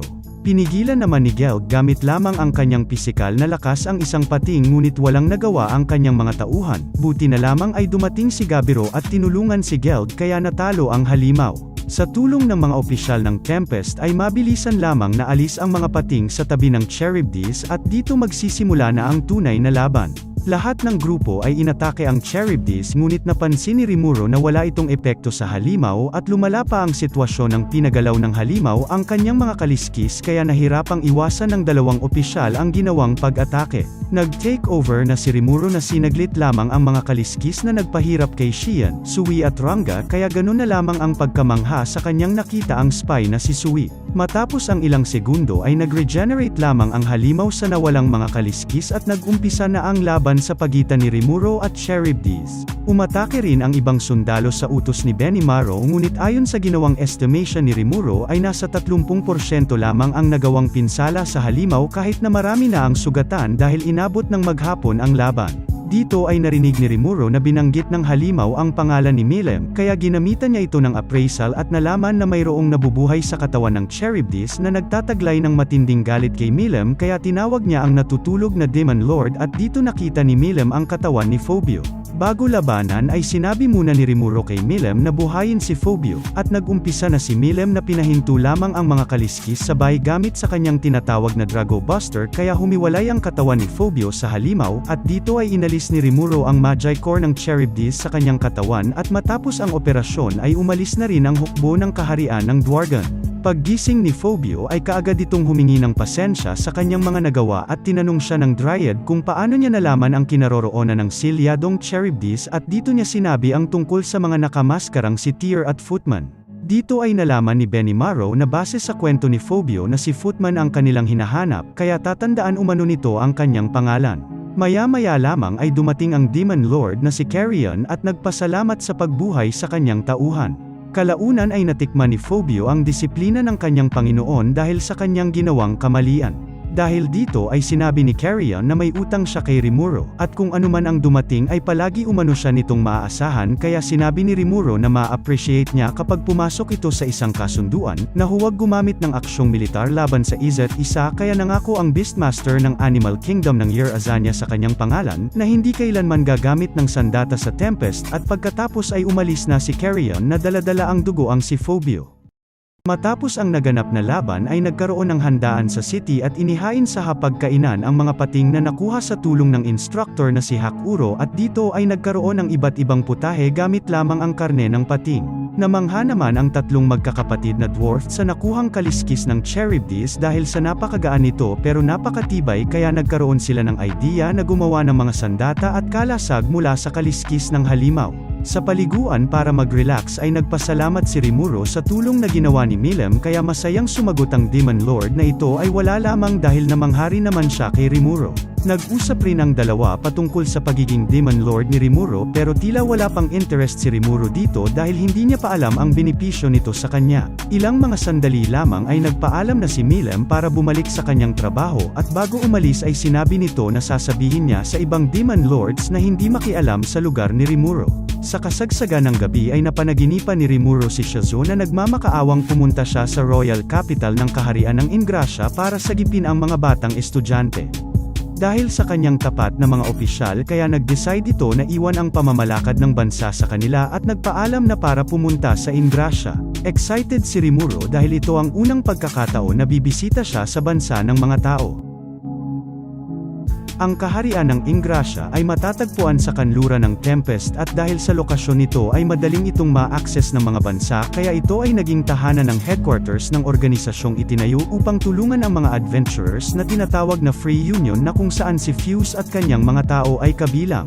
Narating nila Rimuro ang Royal Capital ng Ingrasya sa loob lamang ng 3 araw at dito ay pumasok siya ng nakamaskara para itago ang kanyang aura. Pagpasok sa capital ay manghang-mangha si Rimuro sa kanyang mga nakikita dahil ito ang unang beses na nakakita siya ng ganito sa mundong ito. Dumiretso si Rimuro sa headquarters ng Free Union at pagpasok niya rito ay namangha siya dahil masyado ng advanced ang punong tanggapan. Naghintay si Rimuro sa Grandmaster ng tanggapan na isa sa mga estudyante ni Shizuo na nagngangalang Yuki Kagurazoka. Pagharap ni Rimuro ay nagbago agad ang itsura ng Grandmaster dahil natatandaan nito ang maskara ng kanyang teacher. Nagpaliwanag si Rimuro na isa siyang slime na kayang gayahin ang anyo ng mga halimaw na kanyang nakakain. Kaya nang marinig ito ay bigla siyang inatake ng tao ngunit sinabayan din ito ni Rimuro kaya nagkaroon ng malakas na impact sa lugar. Pinakalma ni Rimuro si Yuki at ginamit ang linyang mula sa isang laro na hindi siya masamang slime kaya biglang napahinto si Yuki at pagkatapos ay tinanong ni Yuki kay Rimuro kung ano ang nangyari sa mga anime na sinusubaybayan niya sa kanilang mundo.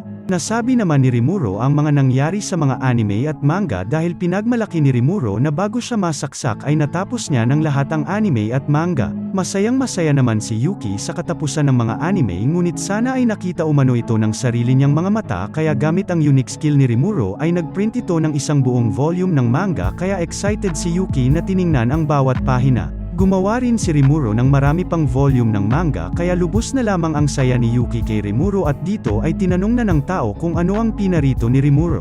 Akala ni Yuki ay naghahanap ng paraan si Rimuro para makauwi dahil hindi umano ito posible kung pagbabasehan ang alamat ng ogre at demons sa Japan. Maaari umano silang makapaglakbay sa pagitan ng kanilang mundo kung ang ilang kondisyon ay matugunan, ngunit hindi ito ang pinunta ni Rimuro kundi ang matagal ng pinanghihinayangan ni Shizuo at ito ang mga bata sa Freedom Academy.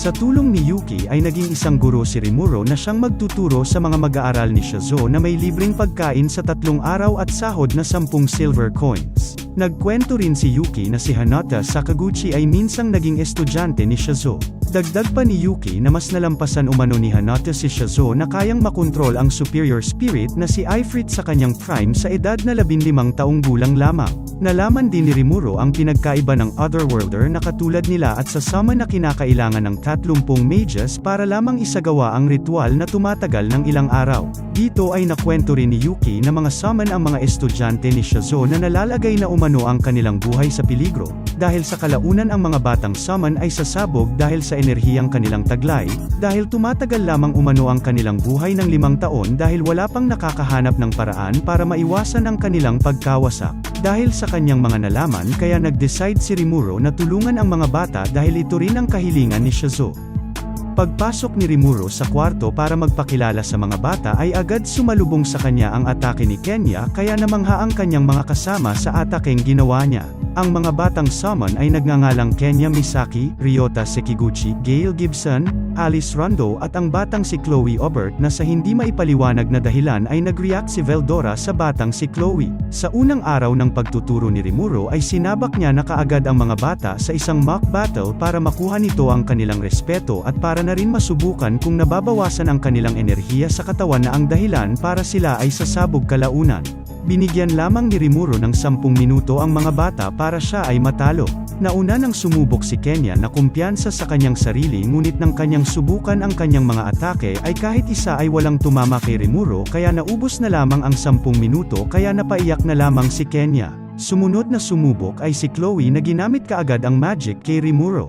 Napahanga naman si Rimuro sa atake ni Chloe na inakala pang isa itong prodigy ngunit wala pa rin itong epekto sa kanya dahil sa kanyang ginamit na magic manipulation. Nilapitan naman ni Rimuro si Chloe pagkatapos at sinabing patuloy nitong pag-aralan ang kanyang magic kaya napaiyak rin ang batang babae. Sumunod na lumaban ay si Gale na ginamit ang kanyang magic bullet ngunit kinain lang ito ni Rimuro gamit ang kanyang skill na gluttony.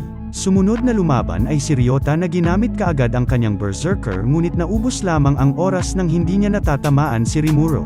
Huling lumaban si Alice at dito nalaman ni Rimuro na isa itong Golem Master. Sa paggamit ni Alice ng mga laruan ay namangha si Rimuro dahil kung kaya niyang gamitin ito ay maaari niya ring magamit ang manika na gawa sa isang espesyal na alloy bilang sandata at ito na siguro umano ang pinakamalakas na kakayahan sa kanilang 5. Sa huli ay naubos na ang oras at dito napansin ni Rimuro na ang enerhiya sa kanilang katawan ay hindi nababawasan kaya nag-isip na lamang ng ibang paraan si Rimuro. Kalaunan ay nagtiwala rin naman ang mga bata nang sabihin ni Rimuro na ipinagkatiwala silang 5 ni Shizu sa kanya kaya hindi niya umano sila iiwan. Kinagabihan ay ginamit ni Rimuro ang portal na tinuro sa kanya ni Vesta para itanong kay Trainee kung saan naroroon ang mga superior spirits dahil balak niyang gayahin ang ginawa ni Shizu at Ifrit para makontrol ang enerhiya ng mga bata.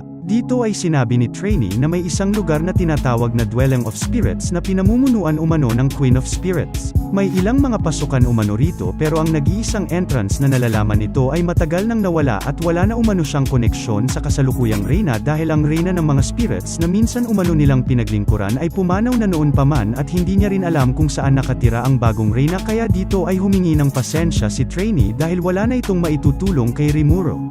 Isang buwan na ang nakakalipas simula nang naging teacher si Rimuro ay hindi niya pa rin natatagpuan ang mga high spirit kahit ginugol niya ang kanyang oras dito. Habang nagpipiknik kasama ang 5 bata ay may nagpakitang Sky Dragon sa Royal Capital kaya sinundan ito ni Rimuro para magpakitang gilas sa kanyang mga estudyante. Dumating na ang dragon sa capital kaya inatake na ito ng mga sundalo pero walang epekto ang kanilang atake sa barrier ng halimaw. Umatake na rin ang dragon na sobrang laki ng pinsala kaya sa pangalawang pagkakataon ay akala ng merchant na mamamatay na siya ngunit dumating si Rimuro at kinain ang kidlat ng dragon. Nagalit ang dragon at inatake si Rimuro ngunit kinain niya ulit ito kasama ang dragon kaya hindi makapaniwala ang merchant sa kanyang nakita. Pagbalik ni Rimuro sa tanggapan ay pinaalam ni Yuki sa kanya na pinadalhan siya ng isang imbitasyon sa dinner ng nagngangalang Muir Miles. Sinabi umano nito na isang misteryosong mandirigma ang nagligtas sa kanyang buhay ngayon na alam rin naman ni Yuki na si Rimuro ang nakatalo sa Sky Dragon. Sa dinner ay alam na pala ng merchant na si Muir Miles na si Rimuro ang nagligtas sa kanya dahil sa kanyang information network sa pagiging merchants. Kahit umano iba ang anyo nito ay alam umano ni Muir Miles na yun ay si Rimuro. Kailangan umanong ipakita ng merchant ang kanyang pasasalamat sa nagligtas sa kanya kung hindi ay mararanasan umano nito ang puot ng kalangitan. Dito ay nakilatis ni Rimuro na isang mapagkakatiwalaang tao ang merchant kaya inimbitahan niya ito sa kanyang bayan para sa balak ni Rimuro na ibenta ang kanilang mga produkto ngunit kulang ang kaalaman nila kung paano. Tinanggap naman kaagad ni Muir Miles ang imbitasyon ni Rimuro dahil ang dalawang panig ay makikinabang rito. Bago umalis ay nanalangin muna ang babae na ibigay sa mga bata ang pagpapala ng Queen of Spirits para sila ay mapangalagaan. Ito umano ang panalangin na sinasabi nila sa kanilang bayan na nangangahulugan na ang Queen of Spirits na nakatira sa tirahan ng mga espiritu ay poprotektahan sila. Kaya nang marinig ito ni Rimuro ay kaagad niyang tinanong kung nasaan ang tirahan ng reyna ng mga espiritu at dito ay napag-alaman ni Rimuro na matatagpuan ito sa ULG Nature Park sa hilagang bahagi ng border ng Bansang Republika ng Algracia. Kaagad itong pinuntahan ni Rimuro kasama ang mga bata at pumasok sa labyrinth. Habang naglalakad ay napahinto si Rimuro dahil may narinig silang mga tumitawang babae gamit ang telepathy. Nagsalita ang boses babae na hindi umano masyadong nakakaaliw ang mga bisita at gusto nito na sila ay mas makaramdam ng takot. Nakiusap naman si Rimuro na kung maaari ay dalhin sila sa mga superior spirits dahil gusto nilang makipag-usap dito. Tumawa naman ang babae at sinabing ito'y nakakatuwang sabihin at pumayag naman ang misteryosong boses at bago niya umano sabihin kung nasaan ang mga superior spirits ay talunin muna ni Rimuro ang ipinagmamalaki niyang golem. Inutusan ni Rimuro si Ranga na bantayan ang mga bata at siya na mismo ang haharap sa golem. Gamit ang Great Sage ay nalaman ni Rimuro na gawa sa Magi Steel ang golem at ang magikil nito ay nasa pinakamataas na antas na mas malakas pa umano sa Sky Dragon. Umatake na ang golem ngunit naiiwasan lang ni Rimuro ang ginawang sunod-sunod niyang atake. Dito ay naisip ni Rimuro na hindi gagana rito ang Black Thunder dahil gawa nga ito sa metal at hindi niya rin sigurado na mapuputol niya ito gamit ang espada. Nag-aalala ang mga bata kay Rimuro ngunit sinabi niya na lamang dito na ayos lang at wala dapat silang ikabahala. Umatake ulit ang golem na mabilis lamang naiwasan ni Rimuro at dito ay ginamitan niya ito ng skill na Arcane Thread Fetters kaya hindi na nakagalaw ang golem. Sumunod ay ginamitan rin ito ni Rimuro ng Hell Flare na ikinamangha ng kanyang mga estudyante at dito ay natunaw ang pinagmamalaking golem ng misteryosong boses. Matapos ay pinagbantaan ni Rimuro na susunugin niya ng malutong ang babae kung hindi siya lalabas dahil alam niya kung saan ito nagtatago at lumabas naman kaagad ito na may anyong diwatang babae. Nagpakilala ang diwata na isa siya sa 10 Great Demons na si Ramirez ng Labyrinth na hindi naman lubos makapaniwala si Rimuro na isa itong Demon Lord. Sinabi rin ni Rimuro kay Ramirez na kaibigan nito si Milan na isang Demon Lord at napakahina umano ni Ramirez para ikumpara kay Milam kaya galit na galit si Ramirez kay Rimuro. Nagpaliwanag naman ang diwata na si Milam ay kilala nila bilang isang Demon Lord ng kahangalan dahil akala umano nito na ang lahat ay kaya niyang lutasin gamit lamang ang lakas kaya sobrang bastos umano na ikumpara ang kanyang sarili sa sagisag ng kahangalan at ito umano ang gusto niyang maunawaan ni Rimuro o magkaroon sila ng malaking problema. Nalaman rin ni Rimuro na galing na pala rito si Milam para ipagmalaki kay Ramirez na nagkaroon siya ng bestie kaya naniwala na si Rimuro na hindi nagbibiro ang diwata na isa siyang Demon Lord. Habang pinapakain ng cookies si Ramirez ay nagkwento ito na hindi niya naman sadyang patayin o saktan sila Rimuro dahil gusto niya lamang magkaroon ng kaunting kasiyahan na takutin sila at pagkatapos ay buong tapang na iligtas sila para igalang umano siya ni Rimuro. Sinabi rin ni Ramirez na sobrang sophisticated ng kanyang golem dahil ginamitan niya ito ng Earth Spirit para kontrolin ang bigat, Water Spirits naman para pagalawin ang mga joints, Fire Spirits para maglikha ng power at Wind Spirits para makontrol ang init at ginawa niya umano ito gamit ang Spirit Engineering. Dito ay napag-alaman ni Rimuro na ang golem ay mula sa pumalpak na Magi Soldier project ng Dwargon dahil hindi umano nila magawa ang Magi Core na magsisilbing puso nito kaya ng tinapon ay kinuha ito ni Ramirez at inayos. Namangha naman rito si Rimuro dahil nagawa ni Ramirez na tapusin ang research na kung saan nabigo ang team ni Vesta. Mukha lang umanong tanga si Ramirez pero ang Demon Lord umano na ito ay talagang nakakamangha. Dahil dito ay humingi ng pabor si Rimuro kay Ramirez na kinailangan pang takutin ang diwata para makinig pero hindi naman ito hihilingin ni Rimuro ng walang kapalit dahil gagawa niya umano ng bagong golem ang diwata kapag siya ay kanyang tinulungan kaya naging interesado si Ramirez. Nakwento na rin ni Rimuro sa diwata na gusto niyang manirahan sa mga bata ang superior spirits upang makontrol nila ang enerhiya sa loob ng mga bata. Kaya sinabi ni Rimuro na ipakilala siya ni Ramirez sa Queen of Spirits ngunit sa hindi inaasahan ay sinabi nito na siya ang reyna ng mga spirits kaya hindi makapaniwala si Rimuro na akala niya ay nagbibiro lamang ang diwata. Nagtaka si Rimuro kung bakit ang isang Demon Lord ay naging Queen of Spirits kaya sinagot ito ni Ramirez na ang Queen of Spirits ay nahulog mula sa biyaya upang maging isang Demon Lord na napakadali umanong mahulog dito o sa tinatawag na fell from grace. Nalaman rin ni Rimuro na si Leon ay natulad rin kay Ramirez sa tinatawag na fell from grace at tumawag rin ng superior spirit noong sinaunang panahon at nagkaroon ng kontrata. Wala na umanong pagpipilian si Ramirez kaya bilang reyna ay kinilala niya si Leon bilang hero at binigyan ng divine protection ng mga spirits. Napaisip na lamang si Rimuro na kung kailangan pa bang bumagsak sa biyaya para maging isang Demon Lord. Sinabi rin ng diwata kay Rimuro na may sinabi si Leon na nakakabigla at ito ay ang hiniling sa kanya na ipatawag ang isang partikular na tao sa ibang mundo na hindi umano pwede ayon kay Ramirez kaya naisip ni Rimuro na maaring maging problema si Leon kesa sa naisip niya. Matapos ay napagpasyahan ni Ramirez na tulungan si Rimuro sa kanyang pagtawag sa mga superior spirits at dinala sila sa pinakamalalim na bahagi ng labyrinth na ang tirahan ng mga espiritu at dito ay napansin ni Rimuro na para itong kuweba ni Veldora dahil nag-umapaw ito sa enerhiya. Pagdating nila sa tahanan ng mga espiritu ay tinuro ng diwata na tatawagin lamang nila ang mga spirits at kung may interesado sa mga espiritu at pupunta ay ibig sabihin ang summon umano ay matagumpay. Nanigurado pa si Kenya kaya tinanong niya si Rimuro kung darating ang mga espiritu at dito nagsalita si Rimuro na magiging maayos ito at kung hindi man ay magpapaamo ito ng demonyo kung kinakailangan. Nauna nang sumubok si Gale at nanalangin para dumating ang mga espiritu. Ilang sandali lamang ay dumarating na ang mga spirits, ngunit napansin ni Rimuro na hindi sila mga superior spirits kundi mga inferior spirits, kaya napagpasyahan ni Rimuro na gumawa na lamang ng bagong espiritu. Gamit ang Great Sage ay inipon ni Rimuro ang mga espiritu at ginamit ang unique skill na Degenerate para sila ay mabuo para maging superior spirits, at dito ay pinagisa ni Rimuro ang ginawa niyang artificial superior spirit na may attribute na Earth sa batang si Gale Gibson. Pagkatapos nito ay napansin ni Rimuro na ang talamak na enerhiya ng bata ay huminahon na isang sign na ito'y nakontrol ni Gale, at ngayon habang tatanda ang kanyang katawan ay unti-unti na itong magkakaroon ng mga kakayahan. Successful ang ginawa ni Rimuro dahil tumigil na ang kanyang pagsabog, kaya dito ay naiyak na nagpasalamat si Gale sa kanyang teacher na si Rimuro. Sumunod na tumawag ay ang batang si Alice Rondo na ginaya lamang ni Rimuro ang ginawa niya kanina para makagawa ng artificial na superior spirit gamit ang skill na Degenerate. Dito ay pinagisa rin ni Rimuro ang artificial na superior spirit na may katangian na space sa batang si Alice, at successful din ang ginawa rito ni Rimuro, kaya napahalik na lamang si Alice sa pisngi ng kanyang teacher, ngunit parang hindi nagustuhan ni Chloe ang kanyang nakita. Si Kenya naman ang sumunod, ngunit hindi pa siya nananalangin ay may lumabas na kaagad na isang light superior spirit. Natuwa ang light spirit nang malamang Kenya ang pangalan ng bata, kaya tatawagin niya umano siyang Ken. Nararamdaman umano ng espiritu na may kumikinang kay Kenya, kaya ililigtas nito ang bata at aalagaan hanggang sa kanyang paglaki na baka siya umano ay maging hero pa, at ilang saglit lamang ay pumasok na ito kay Kenya.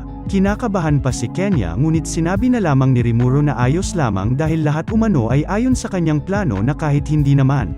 Ginaya naman ni Rimuro ang katulad na ginawa niya sa nauna kay Ryota para gumawa ng artificial superior spirit, at dito ay nakabuo siya ng artificial superior spirit ng water at wind.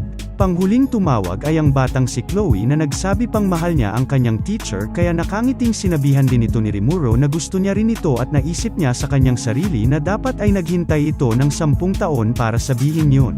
Nag-umpisa ng manalangin si Chloe nang bigla na lamang makaramdam ng pressure si Rimuro na para bang bumagsak ang langit, at ilang sandali lamang ay nagkaroon ng portal at lumabas ang anyong babae na napansin ni Rimuro na hindi isang espiritu, ngunit sinagot siya mismo ng Great Sage na ito ay isang espiritual na katawan na katumbas ng isang superior spirit na may abnormal na taas ng enerhiya. Lumipad papunta kay Rimuro ang babae at siya ay hinalikan nito, at dito napansin ni Rimuro na hawig nito ang hero, kaya nag-react na naman si Veldora. Gusto ring pigilan ni Ramirez ang superior spirit dahil ito umano ay delikado, ngunit dumiretso pa rin ito kay Chloe at pumasok sa kanya. Ginamitan ni Rimuro ng appraisal si Chloe, kaya niya nalaman na ang napakalaking enerhiya ay biglang naglaho, kaya wala namang problema. Tinanong naman ni Rimuro kung ano ang dahilan ni Ramirez kung bakit niya gusto itong pigilan. Dito ay sinagot siya ng diwata na wala siyang idea at hindi niya rin alam ang detalye, ngunit ang espiritu umano ay ipinanganak sa hinaharap, at sa pagtira sa katawan ni Chloe ay inilatag nito ang pundasyon para sa kanyang muling pagsilang na hindi naman naiintindihan ni Rimuro ang kanyang mga sinasabi. Hindi naman ito masyadong inisip ni Rimuro, basta ang importante sa kanya ay hindi na nanganganib ang buhay ni Chloe. Pagkatapos ay nakipaglaro na ang mga bata sa mga diwata pagkatapos ng matagumpay na pagtawag sa mga espiritu. Binigyan rin ni Rimuro ng bagong pamalit sa golem na kanyang winasak si Ramirez, at nag-summon siya ng demonyo para ilagay sa golem na kanyang binigay sa diwata. Nagpasalamat naman ng sobra si Yuki sa ginawa ni Rimuro sa mga bata dahil simula ngayon ay mamumuhay na sila ng normal sa mundong ito, at sa ngayon ay gusto munang hayaan ni Yuki na patuloy silang mag-aral sa Freedom Academy para bigyan ng pagkakataong piliin ang kanilang kinabukasan. Hindi sinabi ni Rimuro kay Yuki kung paano niya nalutas itong lahat dahil may mga bagay umano na hindi niya kailangang malaman, at binigyan na lamang nito ng napakaraming volume ng manga si Yuki, kaya hindi na nito pinilit pa si Rimuro na ikwento sa kanya ang lahat. Sa isang dimension ay sising-sisi ang isang misteryosong demon habang pinapanood si Rimuro. Nagkamali umano siya dahil tinawag na siya ni Rimuro, ngunit naunahan naman siya ng kanyang pamilya. Sa susunod ay nakakasigurado ito na masasagot na nito ang tawag sa master na kanyang gusto dahil alam niya sa sarili niya na dadalhin siya ni Rimuro sa katotohanan ng mundong ito. Nagpaalam na rin si Rimuro sa mga bata, kaya ganun na lamang ang emosyon na kanilang nararamdaman. Sinabihan rin ni Rimuro si Yuki na ingatan ang mga bata, at bago umalis ay binigay ni Rimuro ang kanyang maskara sa batang si Chloe. Binigyan rin ni Rimuro ng mga damit ang mga bata na gawa ni Shuna kaya nagpasalamat ito sa kanya at hindi na rin naisip ang umiyak pa dahil sa binigay ni Rimuro at pagkatapos ay umalis na ito na may iniwang masayang alaala. Habang napahinto sila Rimuro dahil sa kanilang pag-uusap ni Ranga ay may isang babae na pinapakinggan ang kanilang usapan. Sa nakaraan ay makikitang gumawa ng isang summoning circle ang sugatang babae para tumawag ng isang demon para bawian ang isang demonyong nagtangka sa kanilang buhay. Sinagot naman ng isang napakalakas na demon na isang primordial na kilala sa tawag na Black ang babae kaya humiling ito sa demonyo na kung ibibigay nito ang kanyang kahilingang bumawi ay ibibigay nito ang kanyang kaluluwa bilang bayad. Tinanggap naman ito ng demonyo dahil natuwa ito sa kahangahangang emosyon ng babae bago mamatay at dahil dito ay bibigyan umano ito ng demonyo ng mahusay na serbisyo at pagkatapos masil ang kontrata ay naging abo ang katawan ng dalawa na tanging naiwan lamang ang kanilang mga damit. Pumunta naman si Shazoo sa kaharian ng Filthwood na kung saan matatagpuan sa hangganan ng Jura Forest para sa isang agarang kahilingan at ito ay ang talunin ang isang demonyong nabuhay muli. Ang pagdating ni Shazoo sa kaharian ay nagbigay ng kumpiyansa sa mga adventurer na nakatanggap din ng parehas na kahilingan. Dumating ang minister ng kaharian at sinabi ang malungkot na balita na ang kanilang dalawang champion na kilala sa tawag na Silver Wings ay wala na at tila nilamon ang kanilang katawan na walang naiwang bakas. Ang kahilingang binigay sa mga adventurers ay talunin ang demonyong nabuhay muli na nakatala pa sa isang siglong lumang sulat. Ang demonyo umano ay matagumpay na nakulong ng knight na nagngangalang Orthos pero hindi binanggit na kung paano niya ito natalo. Dahil dito ay nagreklamo ang mga adventurers sa kakulangan ng impormasyon na matalo ang demonyo kaya nag-decide ang isang adventurer na umuwi na lamang pero pinigilan ito ng mga gwardya ng palasyo. Para medyo mapakalma ang mga adventurer ay sinabi ng minister na ang katotohanan na hindi nila alam ay kung ano ang habol ng demonyo at dagdag pa nito na mayroong labi na nakahimlay sa underground ng reception hall ng kastilyo at layunin umano ng demonyo na mabawi ito para makumpleto ang kanyang muling pagkabuhay. Naghinala naman si Shazoo na isang superior demon o isang archdemon ang nakatalo sa dalawang hero na Silver Wings kaya tinanong niya ang minister kung may pangalan ang demonyo na sinagot naman ito na wala umanong nakatala na may pangalan nito. Kahit na sinabi ng minister na ang diskarteng pagsamahin ang mga adventurer ang kanilang pag-asa ay naghinala pa rin dito si Shazoo dahil kaaway ang turing nito sa kanila. Patuloy pa na nagreklamo ang isang adventurer na wala siyang obligasyon na pagsilbihan ang bansang ito kaya nilapitan siya ng knight at hinataw ng espada kaya nagtaka ang mga adventurer. Maya-maya ay tinadyakan pa nito ang nakahandusay na adventurer at lumabas ang isang mahinang demon na kung saan ay kaagad pinatay ng mga knight. Nagpanik na lamang ang mga adventurer nang sinabi ng knight na inihiwalay silang lahat dahil ang ilan umano sa kanila ay maaring sinapian ng demonyo katulad ng isang adventurer kaya dapat umano nilang sundin ang kanilang sinasabi. Maya-maya lamang ay tumawa ang primordial demon. Naramdaman ni Shazoo na sobrang napakalakas nito at hindi siya makapaniwala na hindi niya naramdaman ang presensya nito kanina. Alam ng Black Demon na ang captain ng knight ang nagpatawag sa mahinang demon at hindi ang adventurer. Sinabi rin ito na walang paghihigpit na nagsasabing ang demonyo lamang ang maari nilang patayin kaya pumasok sa eksena si Shazoo dahil alam niyang papatayin lahat ng demonyong kaharap niya ang mga narito para mahanap ang demonyong hiniling na paghigantihan ng kanyang summoner na kilala sa tawag na Silver Wings. Dahil sa pipigilan siya ni Shazoo sa gagawin niya kaya napagpasyahan ng Primordial Black na unang tapusin si Shazoo ngunit walang epekto ang apoy sa Conqueror of Flames na hero. Dito ay nalaman ng demonyo na merong superior spirit si Shazoo na isang bahagyang abala para sa kanya ngunit wala umanong problema kaya makikipaglaro muna ito sa nakamaskarang hero. Sinugod na ni Shazoo ang demonyo ngunit hindi niya ito matamaan man lang na tila pinaglalaroan lamang siya ng demonyong hindi niya alam kung sino. Natuloy pa ang kanilang paglalaban ngunit hindi pa siya siniseryoso ng misteryosong demonyo na tila tinatawanan lamang ang hero lalo na nang ito ay nagseryoso. Gusto nang tapusin ni Shazoo ang demonyo kaya ginamit nito ang kanyang Inferno Flame ngunit hindi man lamang ito iniwasan ng demon at nang mawala ang usok ay nagulat si Shazoo dahil wala man lang itong epekto sa kanya na tumetawa pa. Binati naman ng Primordial si Shazoo dahil sa kakayahan nitong gamitin ang kapangyarihan ni Ifrit na kahit siya ay tao lamang. Sinabi naman ng demonyo ang totoo na nakaramdam naman siya ng sakit at yun umano ang nagpapasaya sa laban na ito ng patanong na sinabi ng isang adventurer na kakilala ni Shizuo na hindi man lang ito nasaktan pagkatapos tanggapin ang atake ng hero. Gusto nang tapusin ng demon si Shizuo kaya sinugod na nito ang babae na hindi man lamang nasundan ang kanyang bilis kaya nagulat na lamang ito nang bigla siyang lumitaw sa kanyang harapan. Tumama ang atake ng demonyo sa maskara na nagresulta ng pagkaputol ng kanyang kamay kaya ganun na lamang ang pinagtataka nito dahil naghinala siya na ang maskara ay may time compression at ito ay walang katapusan kaya hindi lubos akalain ng demon na may isang tao na kayang gumamit ng ganitong item na imbes matakot ay masaya pa sa kanyang natuklasan kaya nagpa siya muna siyang umatras na pinagbunyi ng mga adventurer. Lingid sa kanilang kaalaman ay laking pasasalamat na ni Shizuo dahil pinili ng demonyo ang umatras at dito nalaman ng hero na nagpipigil pa ito ng lakas sa kanya at hindi rin siya makapaniwala sa kung sinong nilalang ang kumuha sa serbisyo ng napakalakas na demonyo. Naalala ni Shizuo ang sinabi sa kanya ng Demon Lord na si Leon tungkol sa mga demonyo na kilala bilang mga progenitors. Sa halip na pangalan, ang bawat isa sa kanila ay tinutukoy ayon sa kanilang signature na kulay.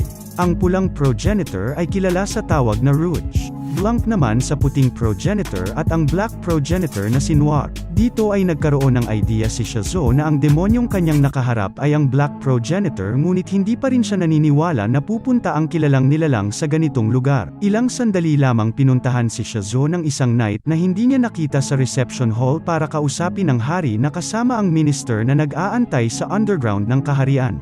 Dito nalaman ni Shizuo na ang kaharian ng Filthwood ay pinamumunuan ng demonyong nagngangalang Orthos at ang hari ay taong puppet lamang. Nagkaroon din siya ng idea na sinadyang ipunin ang lahat ng pinakamahusay na adventurer para tapusin at ang totoong demonyo na nasa harap niya ngayon ay magkakaroon pa ng higit na kapangyarihan. Naging interesado din si Orthos sa maskara ng hero dahil napanood niya sa mga mata ng minister ang nangyari sa reception hall. Inatake na ni Shizuo ang demonyo ngunit gamit lamang ang kamay ay pinigilan nito ang umaapoy na espada ng champion. Dito ay nagsalita ang demon na kung magawa ni Shizuo na masaktan siya ay mas malakas umano ito kesa sa Silver Wings na sa kanyang kapabayaan umano ay nakatakas ang dalawang kilalang hero kaya dito nalaman ni Shizuo na ang demonyong si Orthos ang pumatay sa dalawang sikat na hero. Dito ay tinanong ni Orthos na kung alam ni Shizuo na may mga ranggo ang demonyo dahil siya umano ay nasa legendary class na isang Greater Demon General na ibig sabihin ay isang Archdemon. Naubusan na ng magic si Shizuo kaya naisip niyang take-over si Ifrit para matalo ang Archdemon ngunit bigla na lamang dumating si Noir at nadismayang nagsalita na ang taong nagdulot sa kanya ng pinsala ay mamamatay sa kamay ng mahinang nilalang. Binitawan ni Noir ang mga pugot na ulo ng mga demonyo na nagkunyaring mga knight kaya gulat na gulat ang minister dahil ang kanilang knight ay kilala sa kanilang walang kapantay na lakas. Dito ay sinagot siya ni Noir na ang pamantayan ng minister para sa lakas ay napakababa at pagkatapos ay bigla na lamang tinapos ng Black Demon ang mga puppet. Habang papalapit na si Noir sa demonyong hari ay minaliit siya nito dahil isa umano siyang Archdemon at ang tingin sa kanya nito ay mababang demon lamang kaya bigla niya itong sinakal at tinanong kung sino ang tinatawag niyang mababa. Nagsalita ang Black Demon na masyadong umasa ito kay Red na ang tinutukoy ay ang Red Progenitor kaya siya ay sobrang kumpiyansa dahil dito ay hindi niya umano nahusgahan kung gaano kalakas ang kanyang kalaban at pagkatapos ay winasak ng Black Demon hindi lamang ang kanyang katawan maging ang kanyang kaluluwa upang hindi na ito mabuhay muli.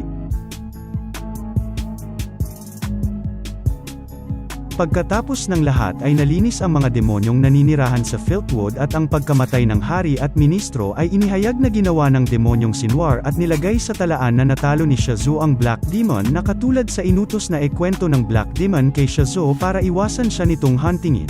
Umalis na rin pagkatapos si Shizuo at nagpatuloy sa kanyang paglalakbay.